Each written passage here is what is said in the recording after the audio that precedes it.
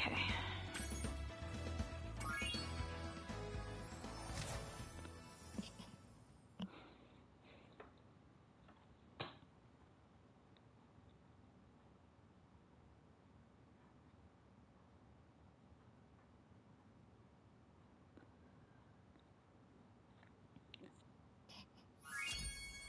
Hey, Roxas. Knack, D&D Geek. What's up? Alright, let's go. Okay, what have I done already? Metro Speedway. Ta-da. Wait. Only Breeze Harbor, Icy Speedway, Metro Speedway. Okay.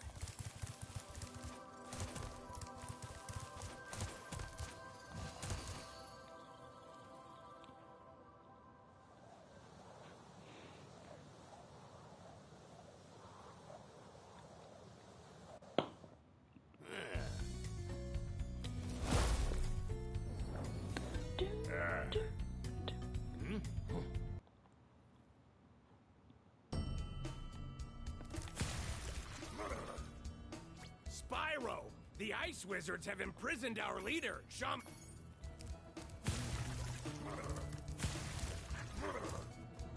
If you get... Does everybody support the flossing?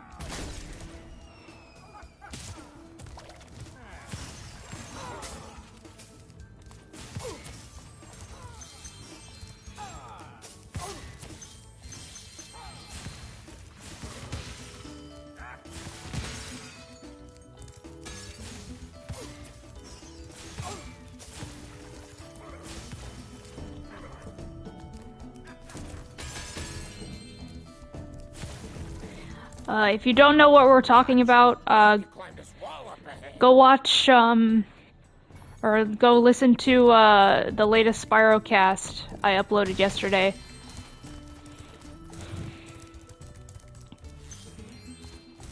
I had Mel the Honeybee on.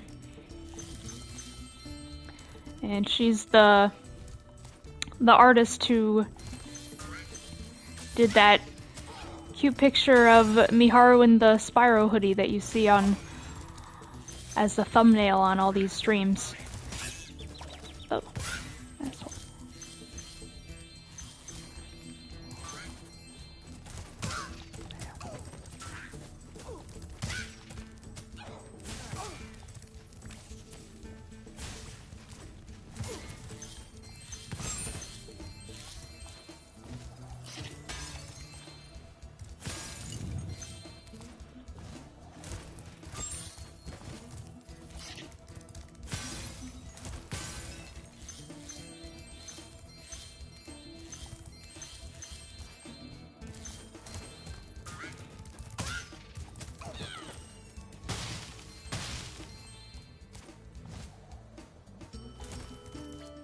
Spyro.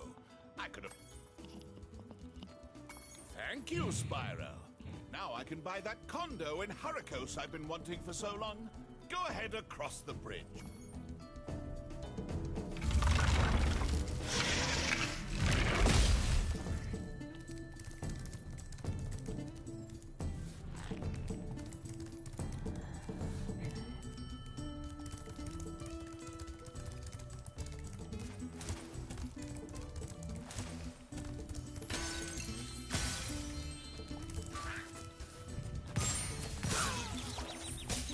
Stupid snowball was in the way.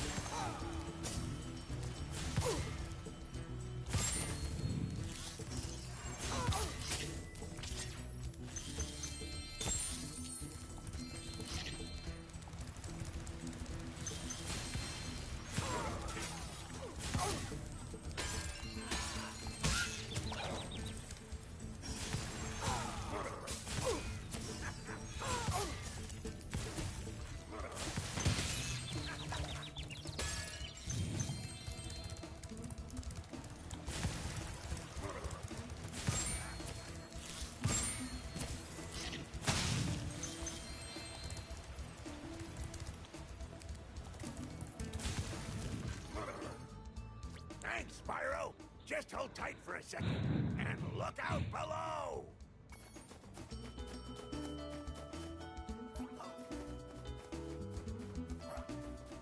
Hey, Jonas. I'm good.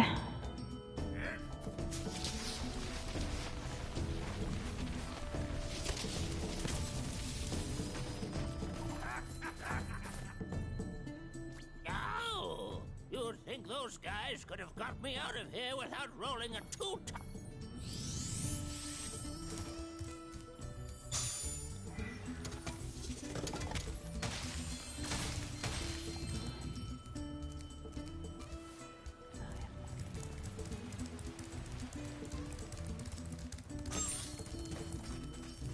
And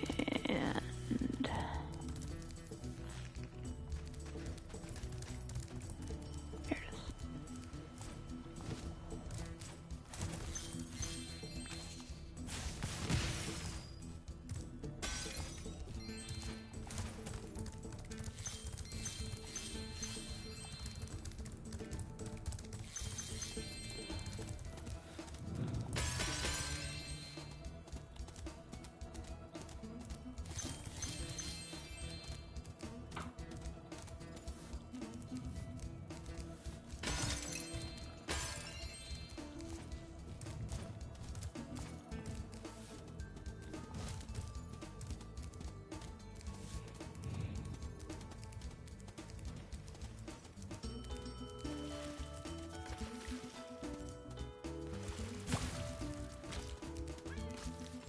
Hey, Safe Gaming.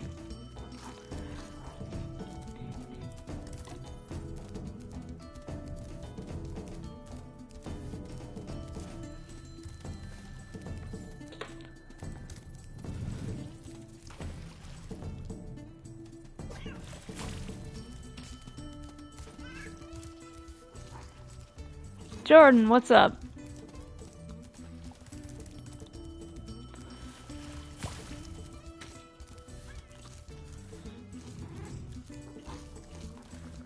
George.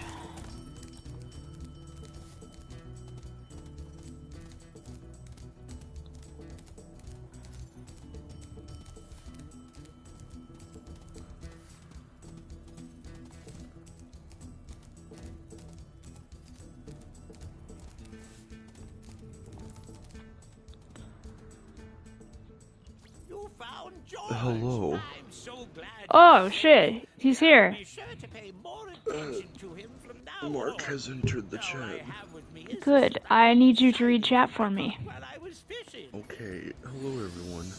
Welcome to the chat. What? Welcome to the chat. Ironhide says they're already getting their Halloween costume ready. What are you gonna be? You're gonna be a boy? I'm a boy. What are you gonna do for? Or do you still want to try and hang out for Halloween? Yeah, I do, but if nothing ends up happening, then we could I guess we could just try like for Christmas instead. Christmas.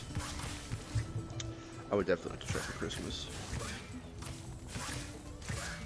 Oh my god, are you kidding me? You're doing the You have Draculets. saved us all from a grisly fate. Please. The Draculets. I always have to see it in a funny voice. The Draculets. Gonna say it like bootleg Miyoga. Like Myoga. Let me tell you about the Draculets.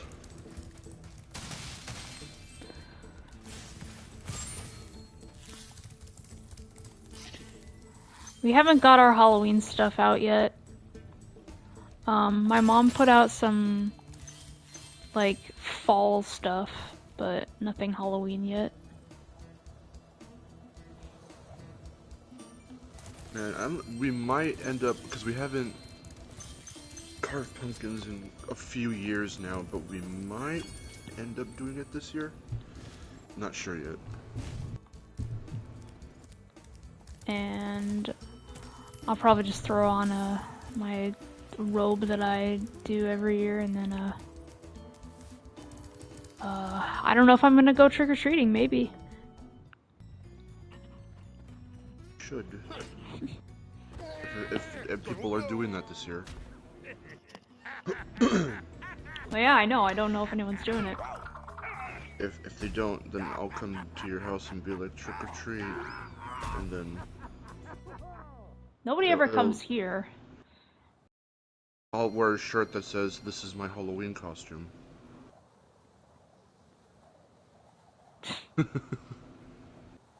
This is my costume. You'll have one of those pillowcases that you used for the candy. Have you done that before? I've never done that, but I've seen other neither. people do it. I don't even think I've seen people do it. I see people do that every year. I think they just get a bag. Actually, this is how long it's been since I went trick-or-treating. I don't even remember if we ever used specific Halloween-themed bags, where we just took a freaking store bag from like Vaughn's or something and just use that. I usually have a cauldron. I have a cauldron. Sometimes I have little That's bags. commitment. I have a cauldron. I have pumpkin too, but I usually use the cauldron just because it's nicer. And I bring another bag called the overflow bag. The overflow bag. But I haven't needed to use it in a very long time because I usually don't get that much candy anymore.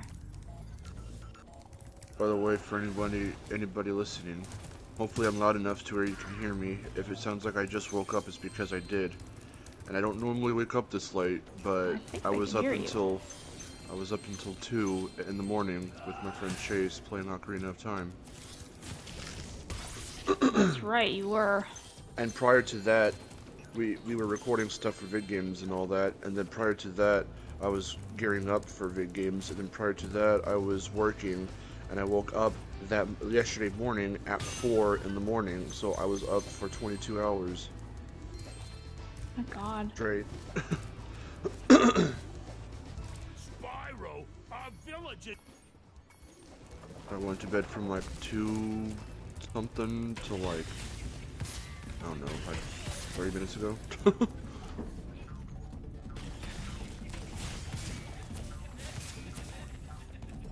The dark-rimmed fox, hello. Where are all the other foxes that keep coming in here? Because I haven't seen them in a while. I don't know. They're the true Fox clan. Take this shiny thing we found. We do have a lot of foxes in the chat sometimes. Ironhide says he was born the same year Ocarina of Time was released. That's awesome. When did Ocarina come out? Like 90 something? I don't know. 97 or 98 or something. Let's see if I know the pattern, which I probably don't. So you're a few years younger than me. Oh, 98? Okay. Yeah, I had a feeling it was 97 or 98. That's around the time that, I think, Nope, I missed that guy. Oh, I totally missed him. Nope. Yep. Same year that Jeremiah Isaiah was born. All our kids. Enjoy your early 20s while you can. Because by the time you hit your late 20s, you go, oh shit. Oh, fuck. Oh, I keep missing that guy. Oh, is it like the one? It's the one on the far side. Yeah. And I keep, like, hold on. I think that's not the pattern. That's not the pattern. I keep trying to remember the pattern and I can't do it. It's it. Fuck. That guy. No, that's not the pattern. Fuck. But then there's a guy over here. There we go. That's stupid. I don't really like that pattern. Thank you for helping us again, Spyro. You deserve another shiny thing.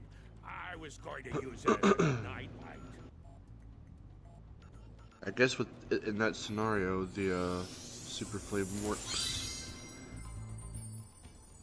Sorry, movie casting. Yeah, it does. No, trust me, we recorded something yesterday in regards to that, so you'll be seeing that at some point soon. I want to say the pattern is actually different than the original. I don't remember. I don't know if they kept it 1-to-1 or not. No, because, like, I remember in the original there's, like, specifically I have to do a wraparound thing, and I keep trying to do that because that's the way I remember it. But that's not what you actually have to do. Yeah, Safe Gaming just said that the last half is slightly different from the pattern of the OG. Yeah, I think I'm remembering it wrong. I never caught on to that. I didn't know that was the case.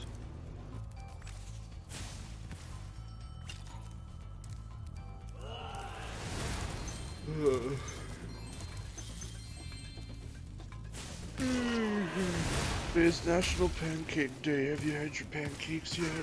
No, I prefer waffles. Waffles. Do you like waffles or like...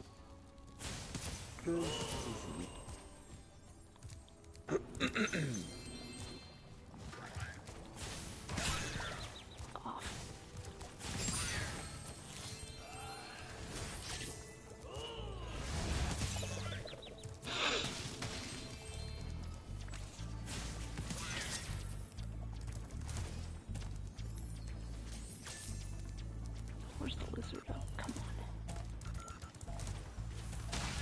on. Waffles are pancakes with abs. Or an Ironhide. To what?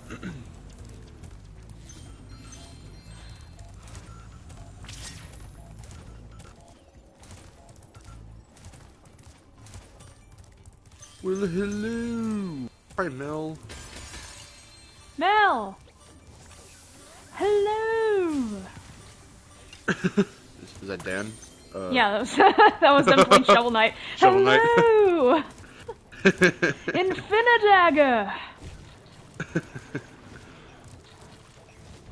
I was listening. I didn't finish it, but before Chase came, I was listening to the Spyro cast. Nice. And then I had this moment when you guys were talking about your dads and how they were both born in the 50s, and I was like, whoa, what? And I was like, I finally have something of an age range for your dad, because I was always wondering, but I thought it was always rude to ask, so I never asked, like, them or you, like, how old they were. No, my dad was born in 1950. Exactly. Exactly 50?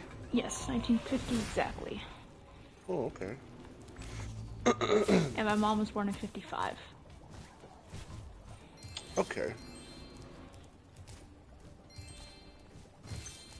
That's cool.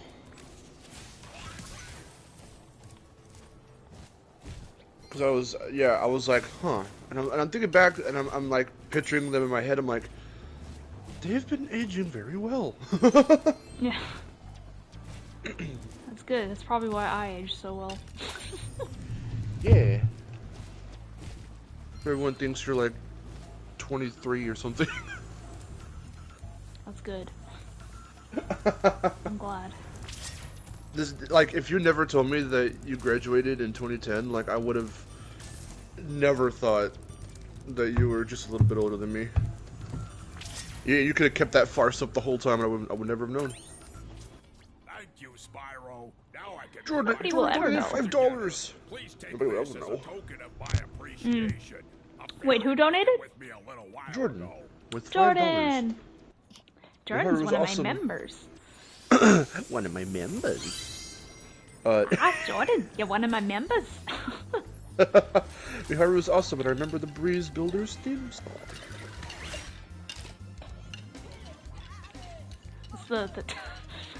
That's the title of this stream is Spyro. Oh, it is. Yeah, it is.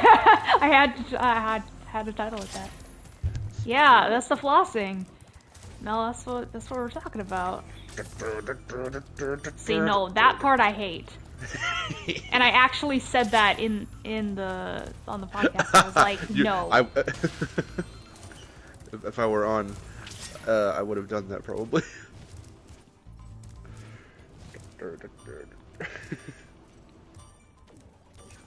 Also, high voice acting is in here too. Hello.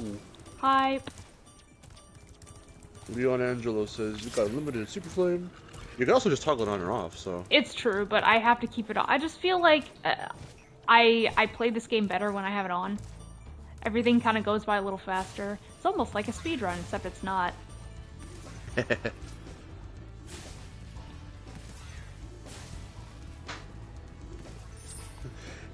Even Super Flame wouldn't help me with that blasted stealth quest in Cloud Temples.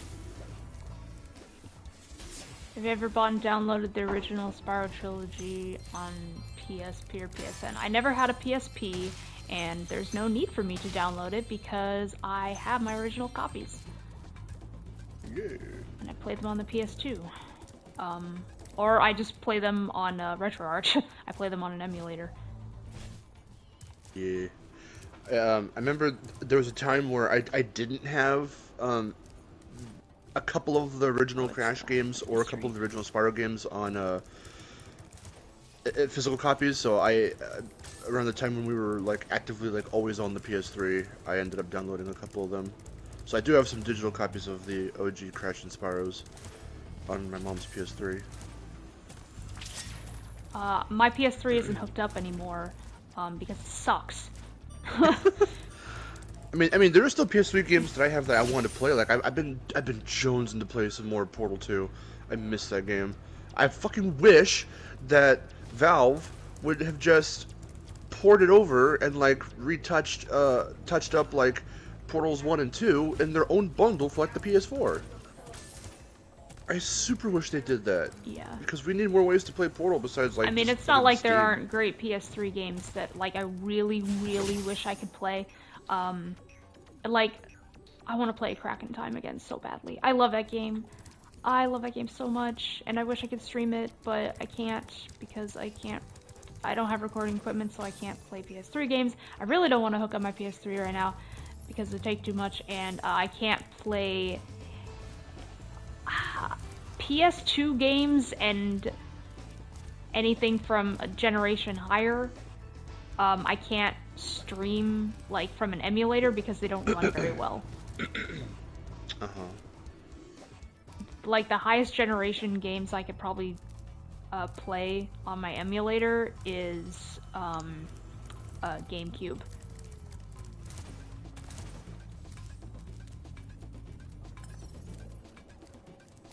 Ooh, so you can play GameCube games then? Yeah. Well, you knew that because I played Star Fox Adventures. That's true.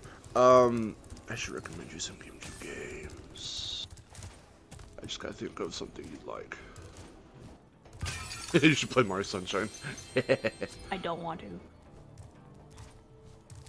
I mean, there's gotta be a good Mario game that you can actually. Well, I mean, I might like it a little bit better. I don't think the 3D Mario games are as bad as 2D ones for me.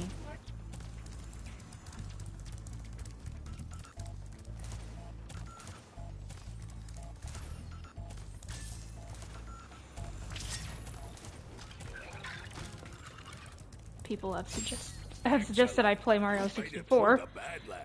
I knew I'd win that bet. My cousin Gronk is a fool to bet against a dragon.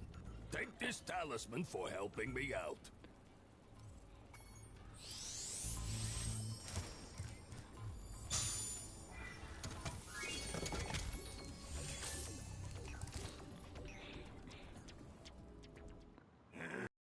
About that. Super Mario 64. No, you will not enjoy Mario 64. I guarantee that right now. I don't know. The controls are kind of jank, and a lot of the enemies are bullshit. It's just nonsensical level design. What's happening on Friday?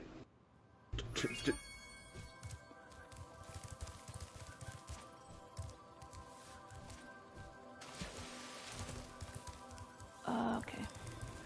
We are gonna go see Gabriel Iglesias next Friday. Oh, you're so lucky. That's what I meant. To see him. My mom's like, this Friday. I'm like, I know. Yo, what's up, nerds? I read. I know, you should see him at some point. Dijon here. It'd been cool if you were able to go see him when we went on Father's Day. When we were at the car show. Oh Because he was yeah. at that theater. Do you remember when I was like looking around like, oh shit, wait, what if he's like actually over here somewhere? Well, that I think around then is when we wanted to see him, but like we couldn't get tickets or something. Oh, was he sold out already? Yeah, I think so. Oh. Okay, Spyro. Looks like we got us. right? Have you played Ukulele? No, I've never played the Impossible Lair. I don't want to. I don't even really like Ukulele that much. Ukulele. I like certain things about it, but it's not Banjo. It certainly is not Banjo. I'm still waiting for Tukulele. Tukulele. Which I don't even. Whoa, that was like horrible. I'm not even sure will actually happen, but if Tukulele is anything like Banjo-Tooie, then I will like it. Oh, no, not even Mario 3D All-Stars, because those are just emulated ports. I still fucking wish 3D All-Stars was a remastered trilogy. But they'll never do that, because they'd rather just sell you the original NAS games again.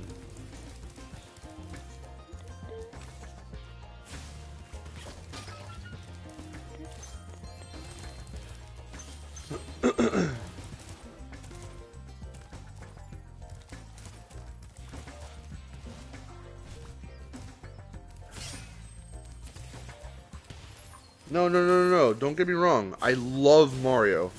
I just don't care for Mario 64. And there's certain choices. Okay. I said something earlier, no one probably caught it.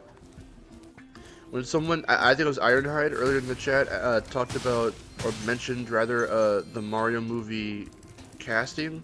Yeah. I said, oh, well, me and some friends recorded, something about that yesterday. Well, I would recommend that you're gonna hear it here first. I would recommend that you tune in soon to. I'm not trying to plug. This is just so you can hear my opinions on Mario. Plug it. I have a Let's Play channel called Vidgames FTW. So video is missing the E and the O, so it's just Vidgames. We are gonna have something on there soon. It's usually just playthroughs of games, so if those interest you, then you can check out a bunch of games we've played on the channel. But we are gonna start a new little something soon, and our first topic of what we are going over is the Mario movie. And there's a lot of the Mario movie in the discussion, obviously, because it's the main topic. But we do deviate and talk about other things. So we do talk about Nintendo, we talk about certain Mario, like the direction Mario games have taken over the years, how it's evolved and stuff like that. So don't get me wrong, I am a gigantic Mario fan. I have been since I was like before I was a teenager. Not when I was like a little kid. Mario. That's how my brother used to. I know. when he was like 5. See, he was 5, so Victor's childhood, my brother Victor, his childhood is Mario and Crash and Spyro and all that. But Ow. I didn't get into Mario until. Do you see that bull? Do you see that crap? Do you see that? Do you see? The bird. God damn. Oh my god. Look at that. It's the worst. I don't. Why did they do that? That's some bullcocky right there. Hi, Kari. Sorry. That's some bull cocky. Hi, Carrie. It's a good sentence for her to come in on. Okay, no, just to end that little thing off that I was saying. No, I love Mario. I've been a fan of Mario ever since like Smash Bros. Melee, and then Mario Sunshine. So that was like mid 2000s maybe or so. But as the games have gone on, and as Nintendo's made certain decisions along the way, like we have opinions on it. So, and I didn't play it, like I just said. I grew up with Sunshine, so I didn't play 64, and I never owned a 64 at any point until I was like fucking 16, 17, 18, around there. Probably not 18, probably like 15, 16, 17, like around that age. I finally bought an N64, and I played a couple games on there, and I bought Mario 64, and at first I kind of liked it, but the more I played it, I was like, this you could tell this shit's early. Like this is nonsensical. I don't get why people think this is like the greatest game ever made. And then when you compare that shit to Crash 1 because they both came out in '96, I was like, no, you cannot do that. I am sorry. Crash 1 to me is infinitely better than Mario 64. If you really had to compare the two, but that's neither here nor there. No, yeah, no. Here and there. Okay. Wow, what an explosion. But no, just Sure, to it's a good thing I had my helmet on. yeah, no. For Leon, no. I do love Mario. There's just certain things I'm not a fan of here and there. Good job, soldier. But yeah. Anyway, yeah, Like I Kari's said. here. Kari's actually helping me with the new video of mine, which is gonna be awesome. Ooh, nice. It's gonna be great. Crazy Kawi. Also, I want to have her on Spyrocast. Definitely gonna do Nice. I would like to be there for that one. What about Galaxy 1 and 2? Those are really good games. I love them. In some respects, 2 is a lot better than 1, but I love 1 just for how nostalgic it is, and also Rosalina. She's barely in Galaxy 2 for some fucking reason, but she's like one of the main characters in Galaxy 1, and she's so good. I love her. Oh, car is all capsing. I'd love to be on Spyro sometime. that. Yeah. Ah! She's He gets like screaming cut at the off. end. Ah! Ah!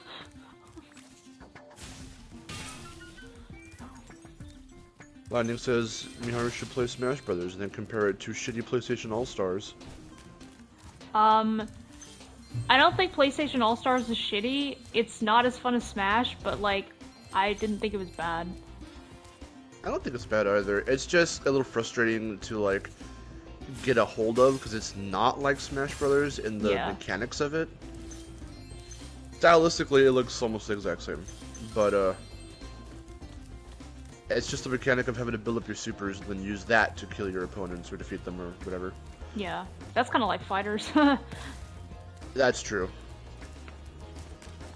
That's why I like that Nick All-Stars Brawl is just literally Smash Brothers. Your percentage, you don't have like health bars or anything like that. It's percentages like Smash. You have to throw people off the stage like Smash. They even go like Smash. So it's like the exact same thing. Muhammad asks, have I ever played GTA? I've only played, I only played a little of Vice City, because my cousins had it. Is it the one that goes? I don't remember. Or is that San Andreas? It might be San Andreas. I remember, I was a little kid, and I was just like, hee hee, you get to run people over with cars. Oh, that was me, but with Midnight Club. Midnight Club was fucking fun. Oh god, those were the days. Me and my friend Nate from next door just playing fucking Midnight Club. Oh, that was fucking dope. San Andreas? Okay.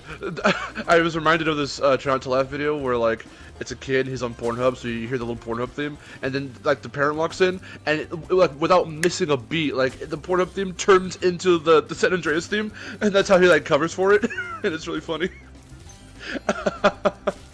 So, like, 1 minute you see the Pornhub logo, and then it cuts to the parent, and it cuts right back to him, to the kid, and he's, like, playing San Andreas, and it's, like, it's so, the music is so seamless, it's really funny.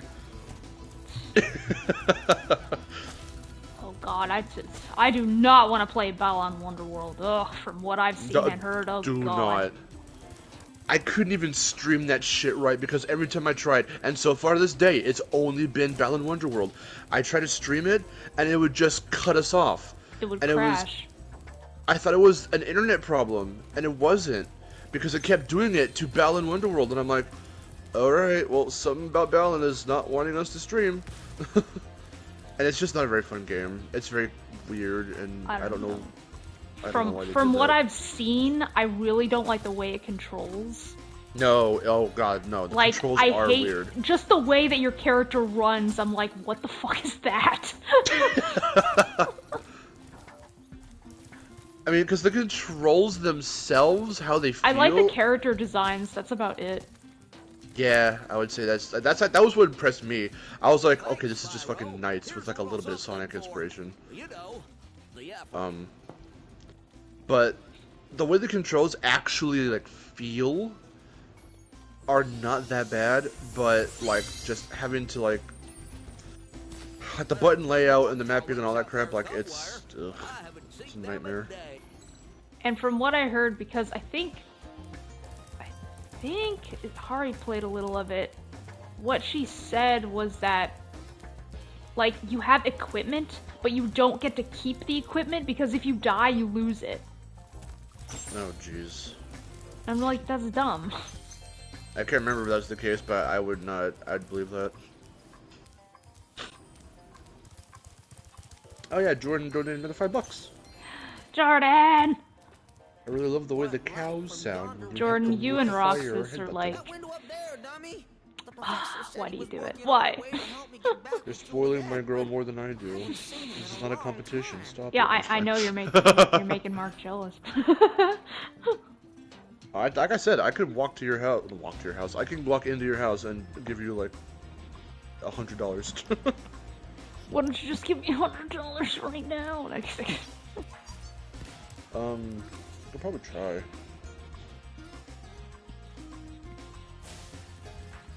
I could try. No, please don't. Yeah. Oh, cool. 500. Oh, you can't. Holy shit. Do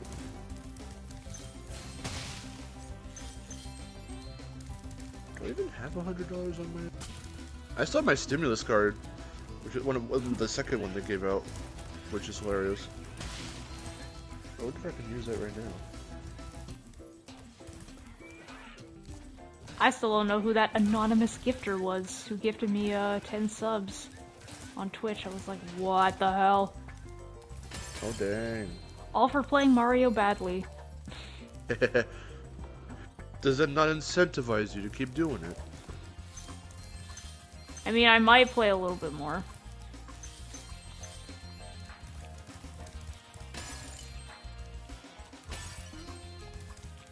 Oh my god.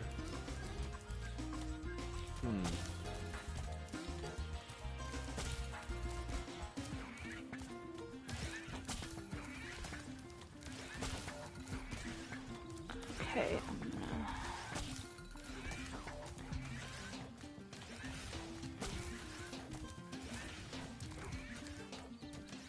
Ren, do it. yeah, Deshaun, you got a sub. And you get a sub. And you get a sub. Subscribble. Oh no. I think she said Hari, not Kari. Right? Oh yeah, Hari, yeah. Okay, because Kari's like, oh, I wouldn't, and haven't played Bellin Wonderworld. That wasn't me. Okay, let's see. If they're watching this stream, I want to thank them. Bam. Does that work? No. Okay, did not.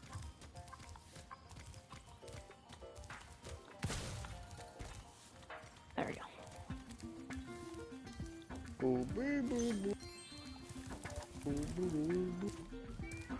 If you'd meet Stuart Copeland, would you get his autograph? Hell yeah, I would. I'd have him sign my copy of Spyro 1. Oh fuck yeah, I would too. I don't think I've met a composer before. I would love to. I'd love to meet Josh Mansell. I'd have him sign like every fucking Crash game he worked on. I would totally have him composers sign my crap. I'd have him sign Crash 1, CTR, and Jack if I had to choose only 3. And for Stuart Copeland, it'd be at the first 3 Spartans. I'd buy a copy of The Amanda Show just to get him to sign it. A copy of The Amanda Show? I'd be like, I like the part where you went.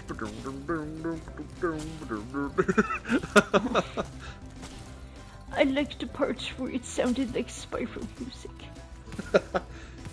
Dear God, the way the cow looked directly into the camera was What the terrifying. hell? What is wrong with this cow? Like, thank you. That was some Freddy Fazbear shit. Okay, Jordan's getting a little out of hand. Now he's donated $10. Stop it, Jordan! No, no! Okay, Jordan. Now it's gone too far. he's starting a solo donation train. Donation like train, hype, a solo donation train. I said donation. Like donut. Donation train. Donation. Hype train, let's go. He's starting the hype train. Lightning and Mark with a C, but I wouldn't be opposed to it at all. But if we're still thinking it's Beanox, and if Nick Trimble's doing it, then I am actually really curious to hear how he handles the Spyro soundtrack, because he says Jordan says he's done for today. Okay, take a break. Take a break. But Lunar goes, Lunar, oh my god, I really just said that. I was reading it outright. Ran goes, Jordan continues boiling the fox. Hi, Lunar. Take a break. It's the first time I've done that. That's funny. Lunar. You've been very generous today, Jordan. I thank you for your wonderful donations. And I thank you again for being a member. Jordan, if you donate $50 in the next 2 minutes, I will go and get my card and donate 100. Stop. I fucking dare you. I double dog dare you. What light from yonder window breaks? That light with the light but that light up the light in the light in the light. I don't know what I'm saying. What shit yonder fucker? Leon's gotta go. Alright. See you, Leon. Thank you for joining. My pussy's so wet. What?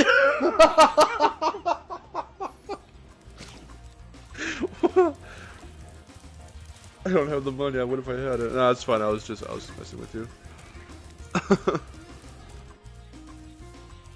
We will never pressure people to donate. It's only if you want to. My buttocks are so stiff, what light through yonder shit breaks, motherfucker. I am so stiff. I am so stiff. I'm so stiff for that bird up there who sounded like a man one time, but now she don't. I did a donation today too. Someone's playing Spyro 2 for charity and I donated. Oh, cool.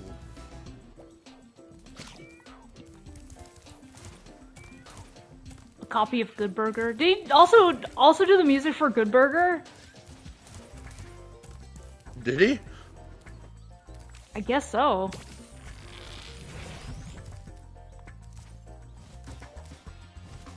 At the same time as Spyro 1, and the OST of that movie uses lots of Spyro sounds. Well, now I have to hear the Good Burger soundtrack. Now I have to. Because if I had grown up with that movie as a kid or some shit, I would have been like, "It's your Spyro." Because that's what I did for Cliff of the Big Red Dog. A lot of sounds in there that Josh Mansell used, he used specifically in Crash 2. Right. And I picked up on that as a kid. Spyro. That's exactly how I said it. I was a little demon child. You went, "It's Spyro, my favorite dragon. I love this game. I love this game."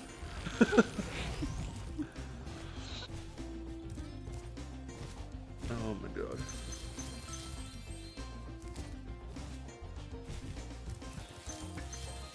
Yeah, Ren's like, "Mark, why don't you just donate now?"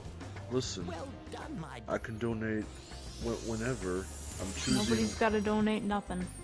I'm choosing a good time to surprise her. So shh. Well, now it's not a surprise. Yeah, it is. Yeah, it is. I didn't fucking do. I love how when I'm tired and I have morning voice, that's when I'm able to go high pitched again, so I can be like, "I don't even fucking do it." What a shaboom. Shaboom. That's what I was gonna do. I was gonna do that. I was gonna do that. I was thinking of that, and I'm like, holy shit. Love could be dream. I was thinking of that shit. Now the tell me hell? this. Now tell me this. Did Cars come into your mind? Yes, Cars and then Clue. Oh yeah, that's right. It was in Clue.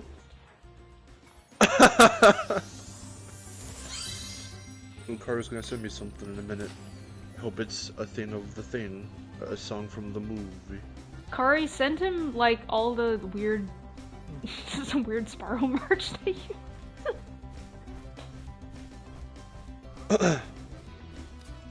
But when will we get married? I don't know. We have to evolve the relationship first. Yeah. I haven't even known him for, like, 10 years yet, so, like... Probably gotta wait a little bit longer. It has to be a decade. No longer or shorter. I'm pretty sure, like... I love Hari more than him right now, me. so...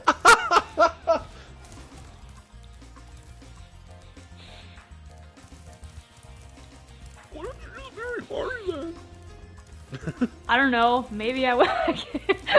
She's gonna be like, "What are you talking about?" Wait, says Ren.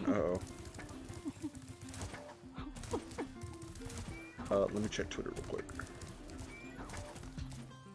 I also love Dichon more than you. Okay, I mean that makes sense. Dichon, we are married, shh, but it's a secret marriage. Well, that one you're telling me right here. Tell me I'm wrong, she says. Okay, let me see. Let's put this to the mic. First 3 minutes of good burger. Oh wait, this is an ad. Of a guy eating a burger. Or something. Let's see.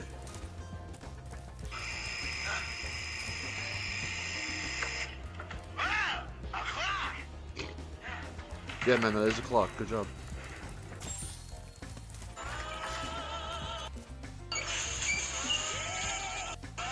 Oh my god.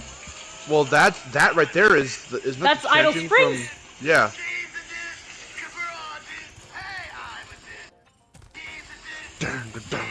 That's the drums. Oh my god! Oh my god? You hear like the triangle in there? Sorry, no can do. I'm the drive-thru guy. You need the counter guy. Hey, where's Ed? Wait. Okay, that's not Spyro. That sounds like something else. Wait, what does that sound like? More bounce to the ends. That almost sounded like Rayman 3 for a second. Ha! Yeah, it kinda does. It almost sounds like the voodoo music. Yeah. I think this is probably like a licensed song. No, you were definitely right though, Kari. That definitely sounded like Spyro right there. Yeah, that's. I heard like the drums. I heard the like little triangle that he uses. Oh, it's fucking awesome. I love it when he does stuff like that because he's done it in that in the pallbearer. That's one that I always reference because I love that little thing so much. And it really makes you feel like David Schwimmer. Yeah. Oh! Kari's my 999th Twitter follower. Yeah! I'm close to 1K followers, guys. I'm popular. Anyone who's not following Mark on Twitter, go do it now so you can reach 1,000. You'll be thoroughly disappointed. Don't do it. When the fuck did you guys meet? Like what year? 2018. Also subscribe to his YouTube channel.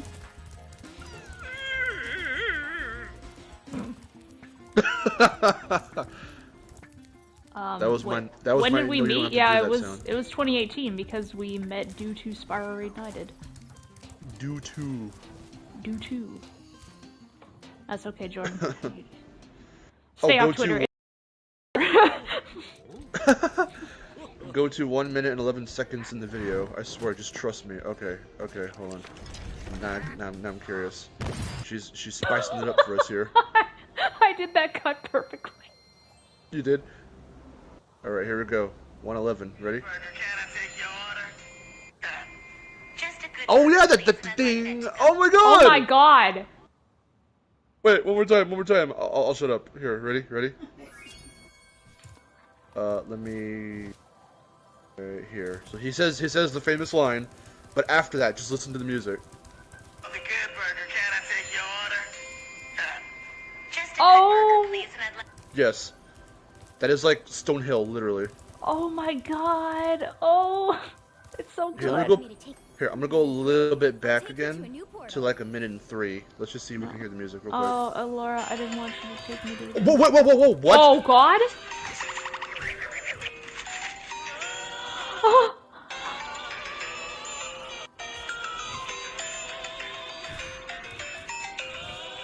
Welcome to Good Burger, home of the Good Burger. Can I take your order? That's just literally Stonehill. He just remixed Stonehill. Sorry, I've never heard this before, and I'm just Me like, neither. what? If I'd heard this back then, I would have been like, oh. Oh, until about 2 minutes, it just keeps going. Okay, hold on. What? That is fucking awesome.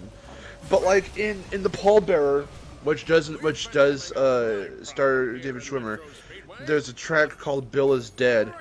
And it sounds very kind of somber and stuff, but then it just straight up, there's a piano riff that is straight up something he repurposed, because that movie came out first before Spyro 1.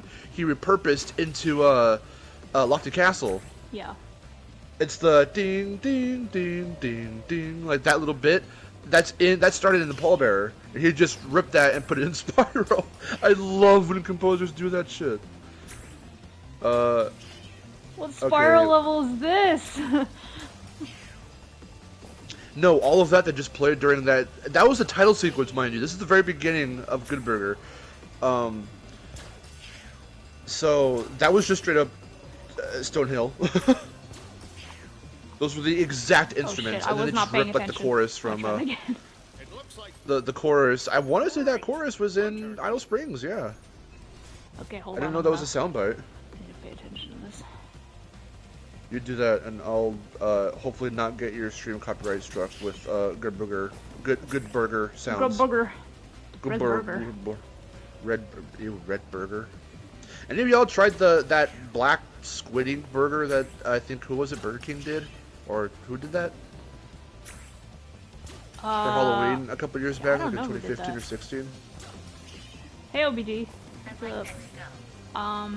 Also, no, I haven't watched Rick and Morty. I've only seen like the first episode, and I didn't like it because it's not my thing. Oh Morty, hey Morty, oh Morty, hey. It's like it's kind of annoying. Get the fuck up, Morty. Oh God, Rick, although I find it absolutely hilarious, when we were like RPing, we were LARPing, and Detron's brother does like a fantastic Rick. It's the funniest thing ever. That's great. Okay, I'm gonna play this. It's up to the 2-minute mark. Right now I'm at 1:17, so we've got a couple good seconds worth of stuff to listen to here. Let's see if we can hear it.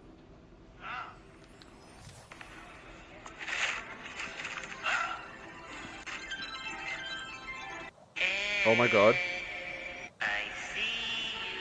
That was Spyro 2. Yep. Don't sell me it, please. That's I want to stay here with you. that's scary. Fly it. Fly. Do you hear that? Oh my God.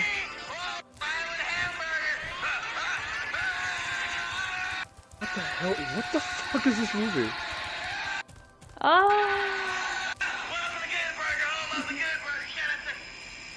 He sleeps in his outfit. What a fucking weird ass movie, but I can't believe they got Stuart Copeland for that shit. That's fucking unreal. That was straight up, but okay, no, okay, seriously? What was that? I bet we can pin it down to like what he used, what level he used all that for. Like, well, which part though? Okay, so it's a weird dream sequence he's having. Yeah. So during the title sequence where you see the title of the film and that woman walks in, he says the line, that was literally Stonehill. He like, yeah, straight. I'm sure I don't know. So yeah, I don't know the time of events for when he worked on Spyro 1 and this film, but he got inspiration from one or the other because he just took one from one project and put it in the other. Whichever order that was, I don't know, but that was literally Stonehill. Then, you hear that, and that's the little dream thing. That was the start. That's when you first see Alora and the Professor and Hunter from Spyro 2, and then it turns into bring up the chat like because I can't. It looks like a weird little hallucination sequence, but it's still all part of a dream sequence. Because you start seeing these sentient burgers being like, "Don't sell me" and stuff like that. That's what you're hearing. And the music playing there. What's your favorite Spyro game on the original Xbox and why? Well, for one thing, I played them on PS2. But A Hero's Tale or A New Beginning, I don't really technically like either of them. I guess I think I played more of A New Beginning? Or did I? I don't remember. I didn't really play that much of either of them.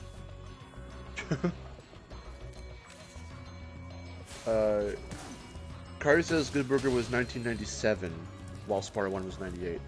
So he definitely just ripped everything he did for Good Burger and put it into Spyro. Oh wow.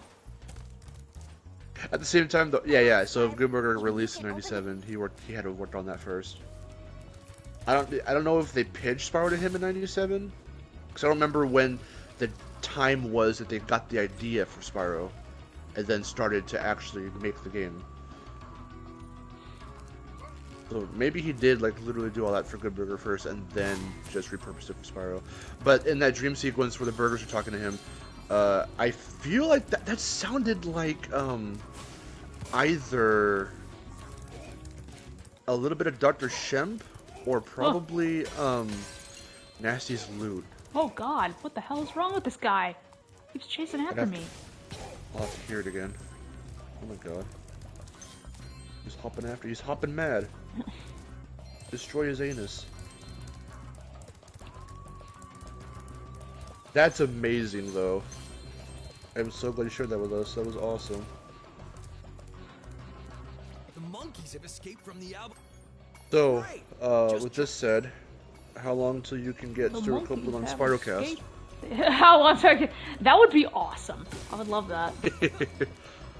I'll have to try and help make it happen. If I can find a way to talk to him. If I can get Lou Studdard, then you can get, and you got all the weight, I'm sure you can get Stuart Copeland. Great. The monkey. Oh my god. The monkey's behaviors in this version of the game is so weird because they're really weird.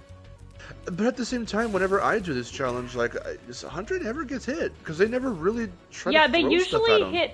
They usually hit me, which is even worse because of the knockback. But like, every once in a while they will hit Hunter, and it'll be like a monkey from really far away. Yeah. Like not even the one that he's going toward. Because that was the whole thing. That was the whole point, is that you had to keep the other monkeys in check as he's walking towards the one he wants to catch, and then you have to catch him. Yeah. It's just a really tedious mission, all things considered. I don't much care for it. I always skip it unless I'm going for 100%. J-Punk says a Hero's Tale is decent enough. I would call it decent enough. I like the aesthetic of it. I like the feel of it. I don't dislike it necessarily. I just don't remember playing much of it. Structurally, it's weird. Thanks for your help, Spyro. Please take this. It's the only mainline Spyro console game I haven't beaten, let alone 100% it, but I don't know if I'm going to do that. But I just remember being really excited to play as Hunter because I was like, oh, cool, bow and arrow, and then, like, I got to that part and I'm like, okay, it's not really that fun. The game said, you can play as Hunter the cheetah, and you can use a bow and arrow, and you said, I love this game. And then I played it and I hated it. Hated it?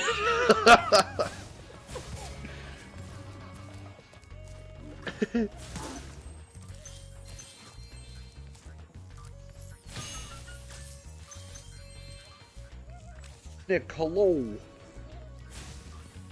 The 100% reward is garbage? Okay, well then good. I mean, I say good, but I have also 100% in Dragonfly, like, so... It's it's literally just Jak and Daxter. I'd rather play Jak and Daxter. Spyro tried to be Jak and Daxter, and then Jak and Daxter tried to be GTA, and then GTA 5 is still getting milked. Hey guys, you want to play GTA 5 on PS5 because we're never gonna make GTA 6? Ooh. Well, it's probably only because like there's so many mods for it, right? Yeah, there's like a lot of replay value in it right now. There Kinda has like- been for the last fucking decade. It's kind of like why I think that The Sims 5 will never happen, because there's so many mods for Sims 4.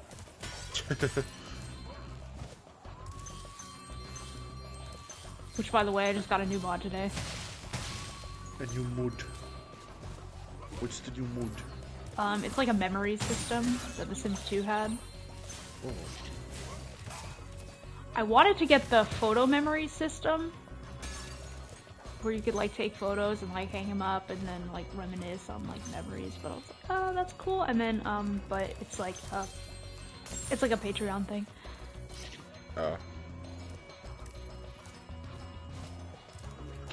instance, don't you hate it when you play a game from a game series you love only for it to suck?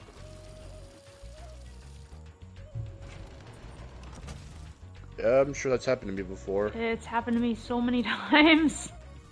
I always look at a game and be like, whoa, this seems like it's gonna be cool, and then like I play it and I'm just like, what? I don't... It happened to me with Whoa, Control. sweet graphics, wanna get my hands on that game. It happened to me with Control. I wasn't like... I really didn't like that game. Control is fucking weird. It's not what I thought it would be.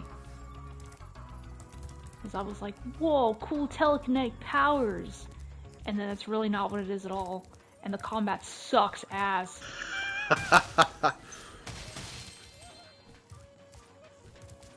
Yeah, that game was really weird.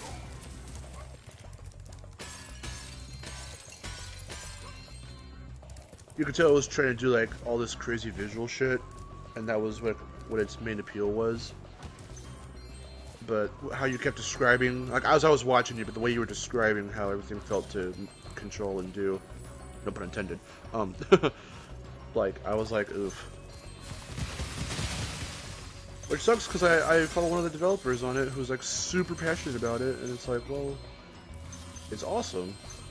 I don't know if I'd play it though. Yeah, they should have just like kept it to like the cool abilities and like not have the stupid combat. Yeah. Once they put it, it's like pick up a gun, here we go. I'm just like, what? That's kind of what Uncharted was like to me because that's sort of like what Uncharted is to me because I've played the first 3 games, I've beaten the first 3 games, but I don't much care for the ambushes we have to shoot everyone. Yeah. I really love the exploration and the like freaking what's the word I'm looking for? The oh my god, what climbing? What am I looking for? Like I know it. platforming. I mean, sure. It's pretty much what it is, platforming, I guess. Climbing, But it's gonna bug me now. Hold on. Wait. exploring, doing. No. No, when you parkour, there we go. It's kind of like parkour because you're climbing around and doing stuff and you're whipping Okay, around. I was not thinking of that word because I don't know what that means. You don't know what parkour is? No. Hey, Spyro. You should look up parkour videos. Okay, have you ever seen a gameplay of Mirror's Edge? No. Oh, that's a first person, like she parkours everywhere. Okay, if you don't know what that means, okay. Basically, it's like it's kind of like real life platforming because people practice it in real life. It's just Like- going around your Like environment. rock climbing. No, not necessarily. Well, But like rock climbing's part of it. it could be, I guess. But people Real-life usually do it like platforming. in. People Activity usually is do it in like. sport and moving rapidly throughout an area, typically in an urban environment. Okay, that makes sense. Yeah. Look up some videos on it. It's kind of cool. And Mirror's Edge like goes full on into it.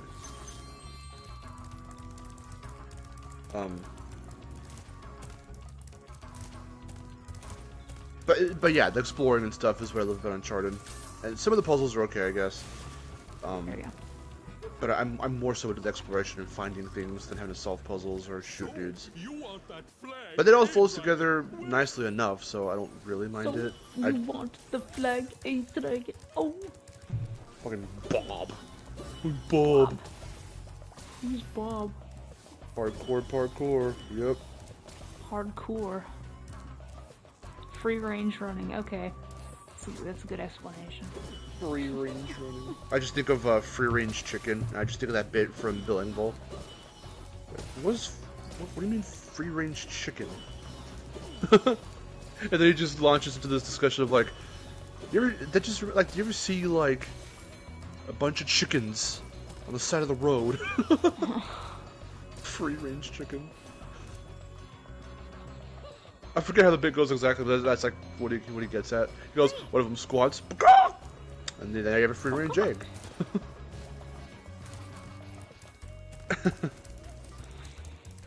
I have to watch Bill Engvall again. He's really funny.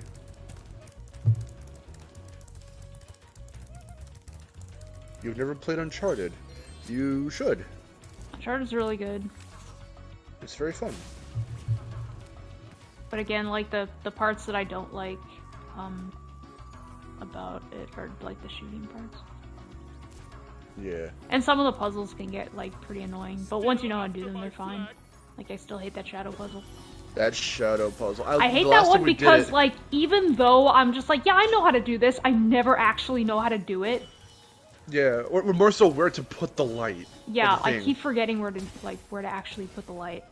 But we did try to mark where it was when I streamed it last, which was a couple months ago, I think. Earlier this year, I want to say it was. What was that question about which one would I keep, the original trilogy or the Reignited? The original.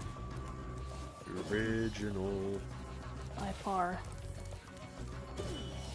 Only because they really nailed a very specific feel and tone with the characters and whatnot, and it was so good. And with the audio cues and subtle pauses and dialogue and whatnot and portrayals and little visual like things. I play this one more just because it's a little more accessible to me at the moment. Yeah. Because again, I mean, my PS2 was hooked up, I could play it whenever. And then of course I emulate the other ones, but it's just kind of, you know, easier to pop this in and play PS5. Ren says the fact that I've been playing Stardew Valley and I'm only raising goth chickens. That's all I can think of when Mark mentions chickens. I remember you mentioning your goth chickens. The goth chickens are awesome. The only chickens worth raising. Jordan says you joined the Discord. Oh, actually, I'm gonna check that right now. So I'm gonna pause. Would you hug a goth chicken? I would. Would you give it a little pat on the head and say it's doing a good job? I would, absolutely. Me. I love my goth chickens. So what about it makes them goth? Tell the chat. They have black feathers and they have red eyes. They're super cool. Nice. And they go.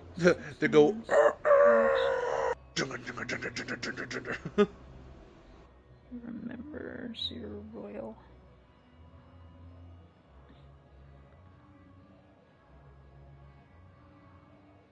Okay, hold on. Just need to make sure it gets all the red rolls. You come from void eggs. That sounds metal as fuck. There we go. Okay, Jordan, you are now a Fox citizen and you're a royal. Because I believe you have the right membership to get the Discord role.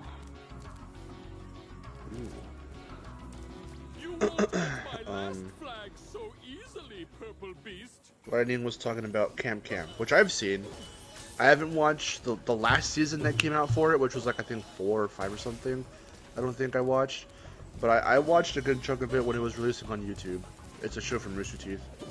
It's an animated show from Rooster Teeth. It's pretty funny.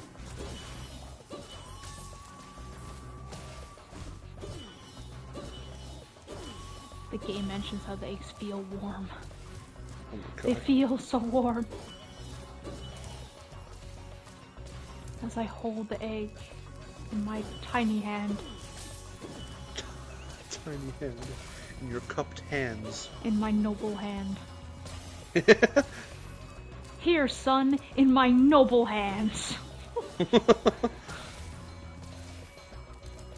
careful with these bombs. He's throwing a few bombs at you. Just a few bombs, not all the bombs. Lutra says, I'm mostly a Nintendo fan. I didn't own a PS3 until a few years ago. I just bought the game at a pawn shop a few weeks ago. I would say give it a shot. Ren says, I freaking love Camp Camp. I wonder if Miles can still do the theme song by memory. Because at one point it just goes really fast. Great job, Agent Spyro. He used to. At conventions, they would ask him to do it, and he would do it. Like, during panels and shit. I wish Rooster Teeth still did stuff like that. I mean, they do, but a lot of their shit's moved to, like, the website and all that. Like, Ruby's on the website, Camp. I don't even know if they... Because Ruby is, like, obviously, like, their #1 hit animated show. But I don't know if, like... I don't even know if Camp ended, and they still occasionally do Ruby Chibi sometimes. RVB is obviously... Well, okay, RVB is, like, their #1 hit. Ruby is, like, right up there for, like, those who don't really care for Halo-related stuff. But, I don't even know if it's even related to Halo anymore, because that's changed so much. But, a lot of those shows now are only really accessible through the website. Unless you buy them on DVD or whatever, which I do. I'm waiting for Volumated Ruby to go on DVD. The controller you got was busted. Yeah, Lutra. So, I think... chalk up, like, every problem that I ever had on PS2 games back in the day to my shitty controller. Because the original PS2 controller that I had, I'm sure it contributed to, like, all the problems that I had.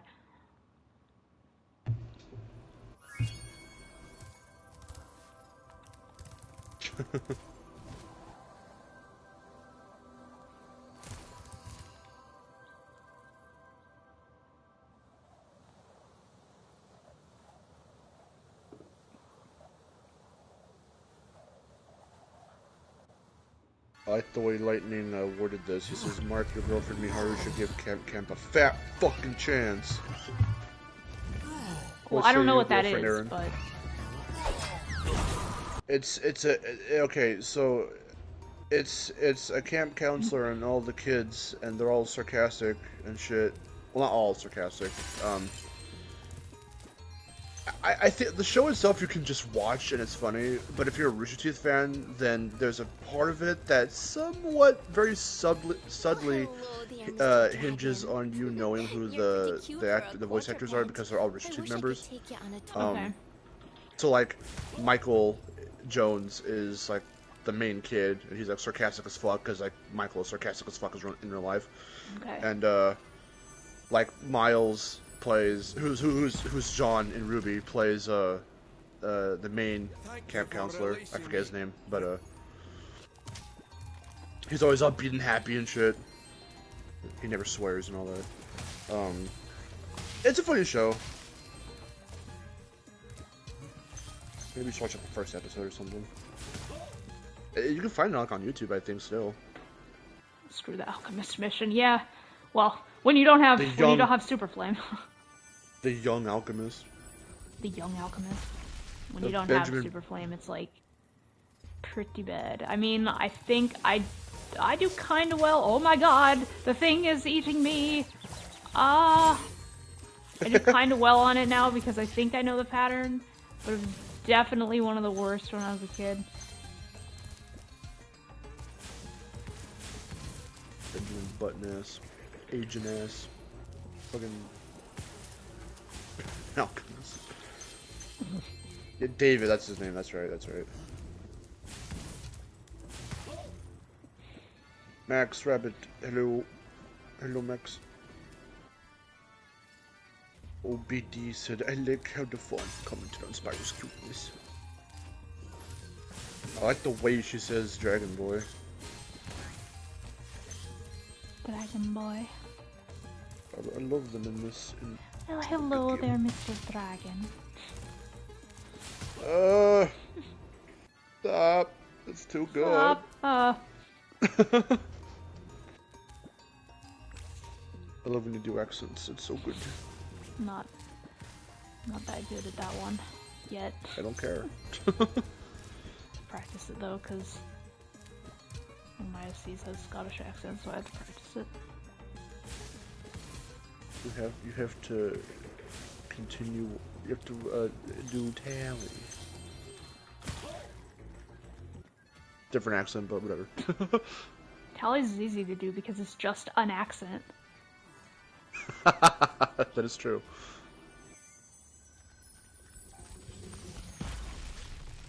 It's great to be free. What if like all the fawns just had Tally's accent? I'd be like, hell yeah.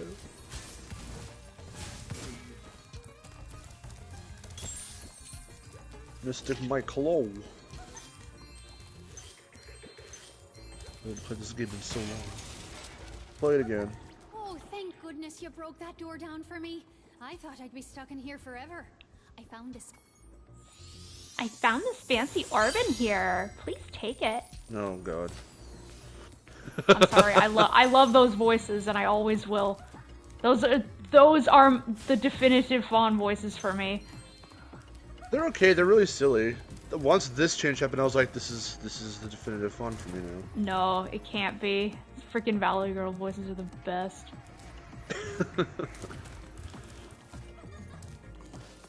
And then Moneybags implies that he's seeing them for other purposes. And they fucking changed it because they're a bunch of pussies. Pussies. Out of breath. Pussies.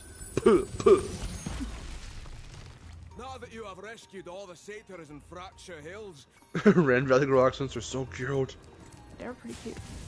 Well, they're not annoying, because they can get annoying insanely quick. Well, they can be.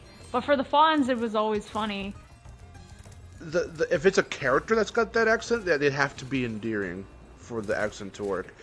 If not, and they're just like, oh my god, did you care what Jason said? But then it's really annoying. That was funny. You're probably expecting Dragon me to Boy. say, you're my hero. Thanks for saving poor helpless little me. Sorry, short stuff. I was only in here because I like the peace and quiet. I was only in Anyway, here because the I like the Alphonse peace and wants me to quiet. do this Anyway, We're not turning into wife Amy.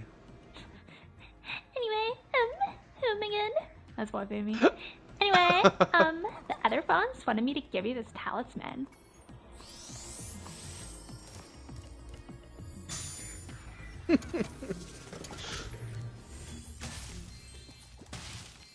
Lightning asks if any of us have watched the original Star Wars trilogy. Of course I have. I love Star Wars. Of course I haven't. I've only seen the episode 4 with you.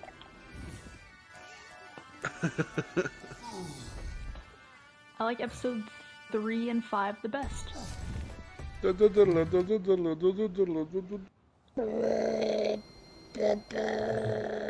Sorry, short stuff. I was only in here because I like the peace and quiet. Anyway,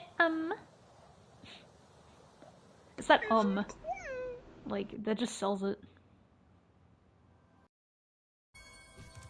You wanna go out with me? No thank you.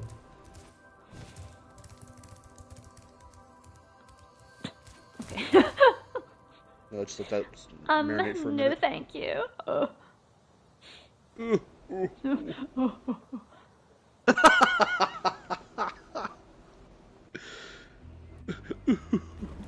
That's the way he cries now. That's why Spyro cries.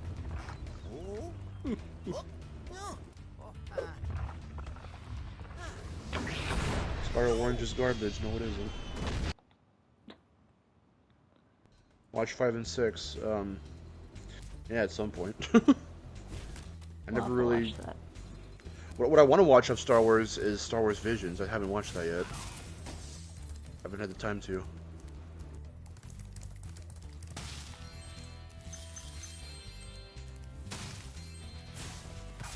Was that Chewbacca? No, this was. He straight up just died. He did.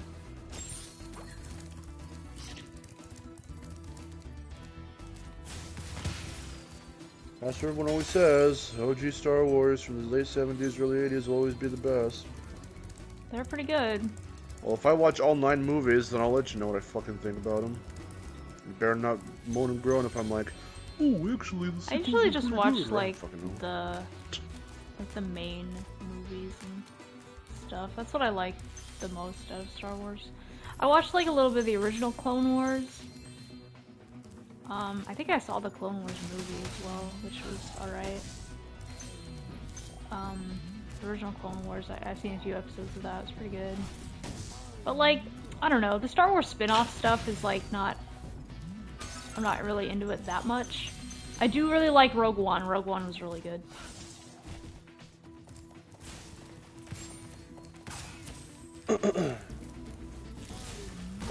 Lutra, I don't really think the talismans are your main collectibles. The orbs are for when you complete tasks and missions, and when you find the scattered ones that are hidden. So I don't really get why you think the talisman system is dumb, or why you would think we should get orbs instead of talismans. That also signifies that you've beaten the level fully to the end. So yeah, I think it's a like, really good system. I guess because they didn't do a very good job at like making talismans seem that important. Because it's just like, yeah, collect all the talismans and, you know, then you get to gulp. Like that's pretty much all they're for. It's like, exactly. It's explained away by Alora being like, well, that's how you're, you know. Because the whole point of this game and 3, well, but this game in particular for the talismans, is for you to help out the locals of each world or each land, you know? So, like, you're meeting people. That's not something you did in Spyro 1. You just met up with the dragons, you save them, but, like, in this game, it's all about exploring, traveling, and meeting people, and helping them out, and gaining their trust and respect. Like, that's what you're doing. Oh, ooh, yeah. I'm gonna do it. I'm gonna do it. Hell yeah. Yep. Yeah, there are 14 talismans, and they're all magical. And they're all magical. Praise the sun. Praise the sun. Polygonal ass Alora praising the sun. With her creepy render eyes.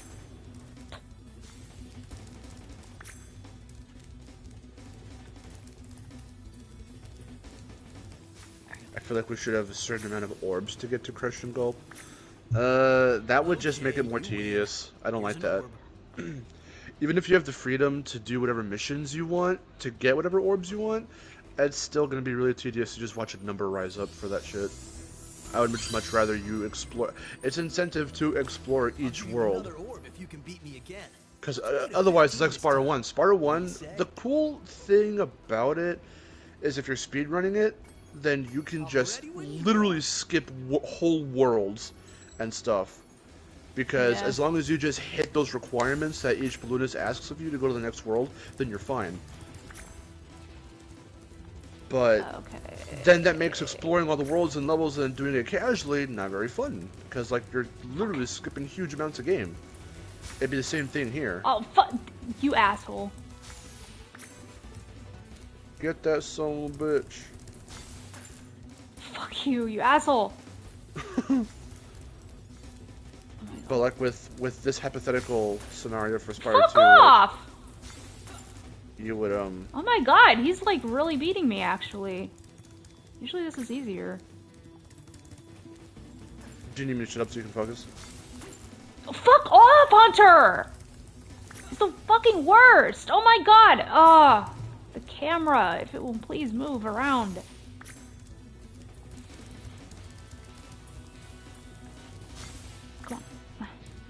would like to steal them from him, but like he keeps getting them before me.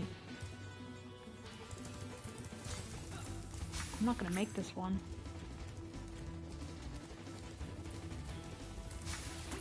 Nope. Ah, fuck.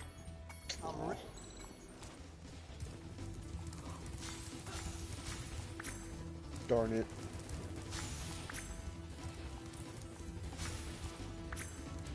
That's a popcorn minigame. It's easier in this version, at least. That's true. Ha! If the talismans are so magical, then why were the orbs able to defeat Ripto more? That's Exactly. fucking funny.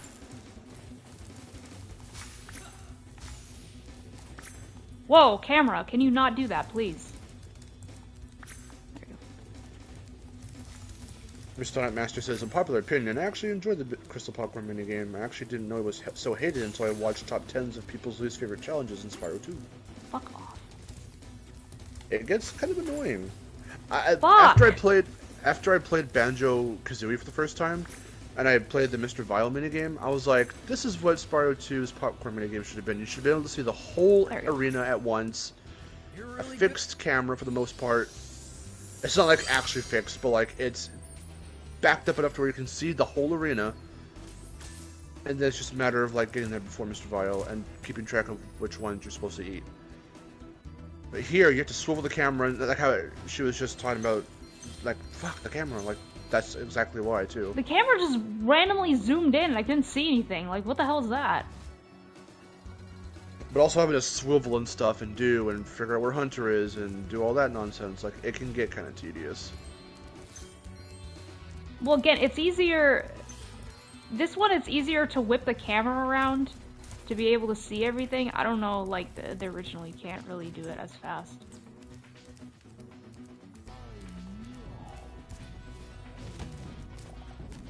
But I've always hated that minigame. It really sucks.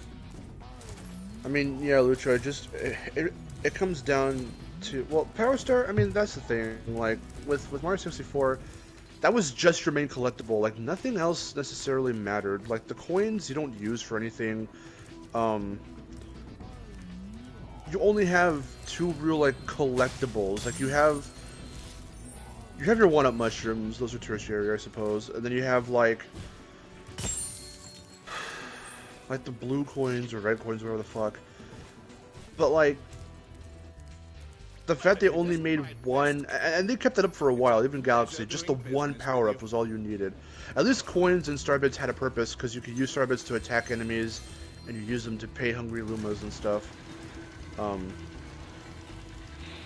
But I like the way Spyro does it. It does kind of feel like Banjo or something. Because even Banjo, like, you have, I mean, with Banjo, your main collectible is the, or it's like crystals with Crash, like, your main collectible for Banjo are the Jiggies, and that allows you to progress. So the talismans allow you to progress. Because you have to get to the end of the world, the level, and talk to whoever you have to talk to.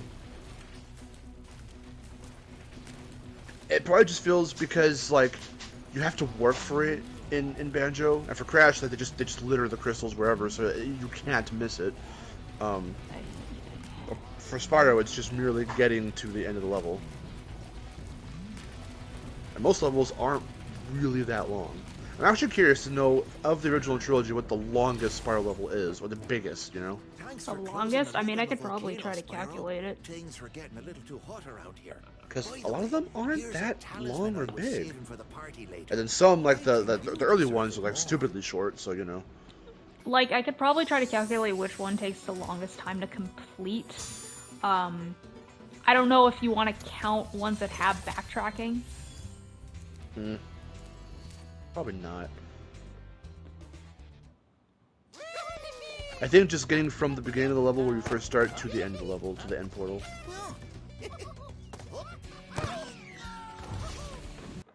Kari says playing that challenge always makes me want popcorn. I should have my popcorn. No, yeah, Super Sonic Master, there is this little weird voice in the background of Matt McCone going... Yeah, and I always hated it. It's really funny. I was always confused too as a kid. I was like, what the hell is that? It was like really obnoxious and distracting. Kari says the biggest is Zephyr. Are you sure? Zephyr's pretty big. From the whole trilogy, the whole OG trilogy. I don't know if it takes the longest to complete. Well, no, because you run through, you avoid the birds or kill them. You hop over that little gap that you could fall into where there's some gems. Go and blow up the door. Go through the cave, and then you blow up another thing so you can glide over. Kill the guy with the barrels, and then you go over. That's not very long, I don't think. Yeah. Although it does have a mystery jar. Maybe that's one of them. With all the shit down below, I mean, it takes a while. Okay, I think hugeness of the level, like how big the level is versus how long it is, I think those are two different things. Now that I think about it, there's like how long it takes you to get just charge from the beginning of the level to the end of the level. Yeah. Destroying everything in your path, and then there's getting everything and going around the level with how big it is. Zephyr could be pretty big, I suppose, in that aspect, but once, seeing how long it would take to get from the beginning to end while charging through everything, like not even giving a shit about collection or anything. I don't know, because I mean there are some levels that you can't really do that for. Like you can't exactly charge through because there are a lot of gaps and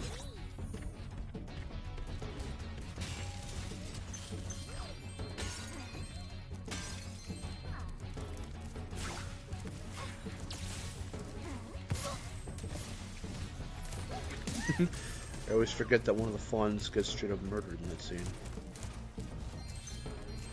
straight up, breathe. Okay.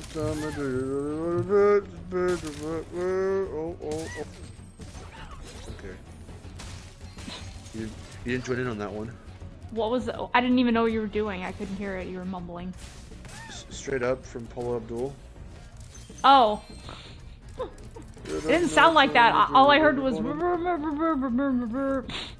Oh. Where are you just having fun?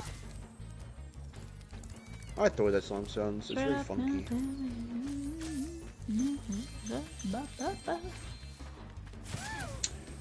Longest and biggest is definitely different. Zephyr is the largest in overall size. Okay. In terms of. I mean, I can see it. Yeah. I'm trying to picture it. Is why I'm like not believing you right away. I'm like, hold on. I guess in terms of map size, like that's different. Yeah. Then Zephyr would be pretty damn big.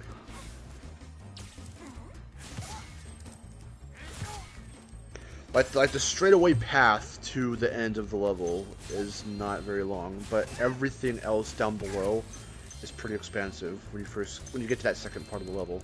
Yeah. That first half is pretty short, but then after exiting that little cave part and looking at everything down below, it's pretty big.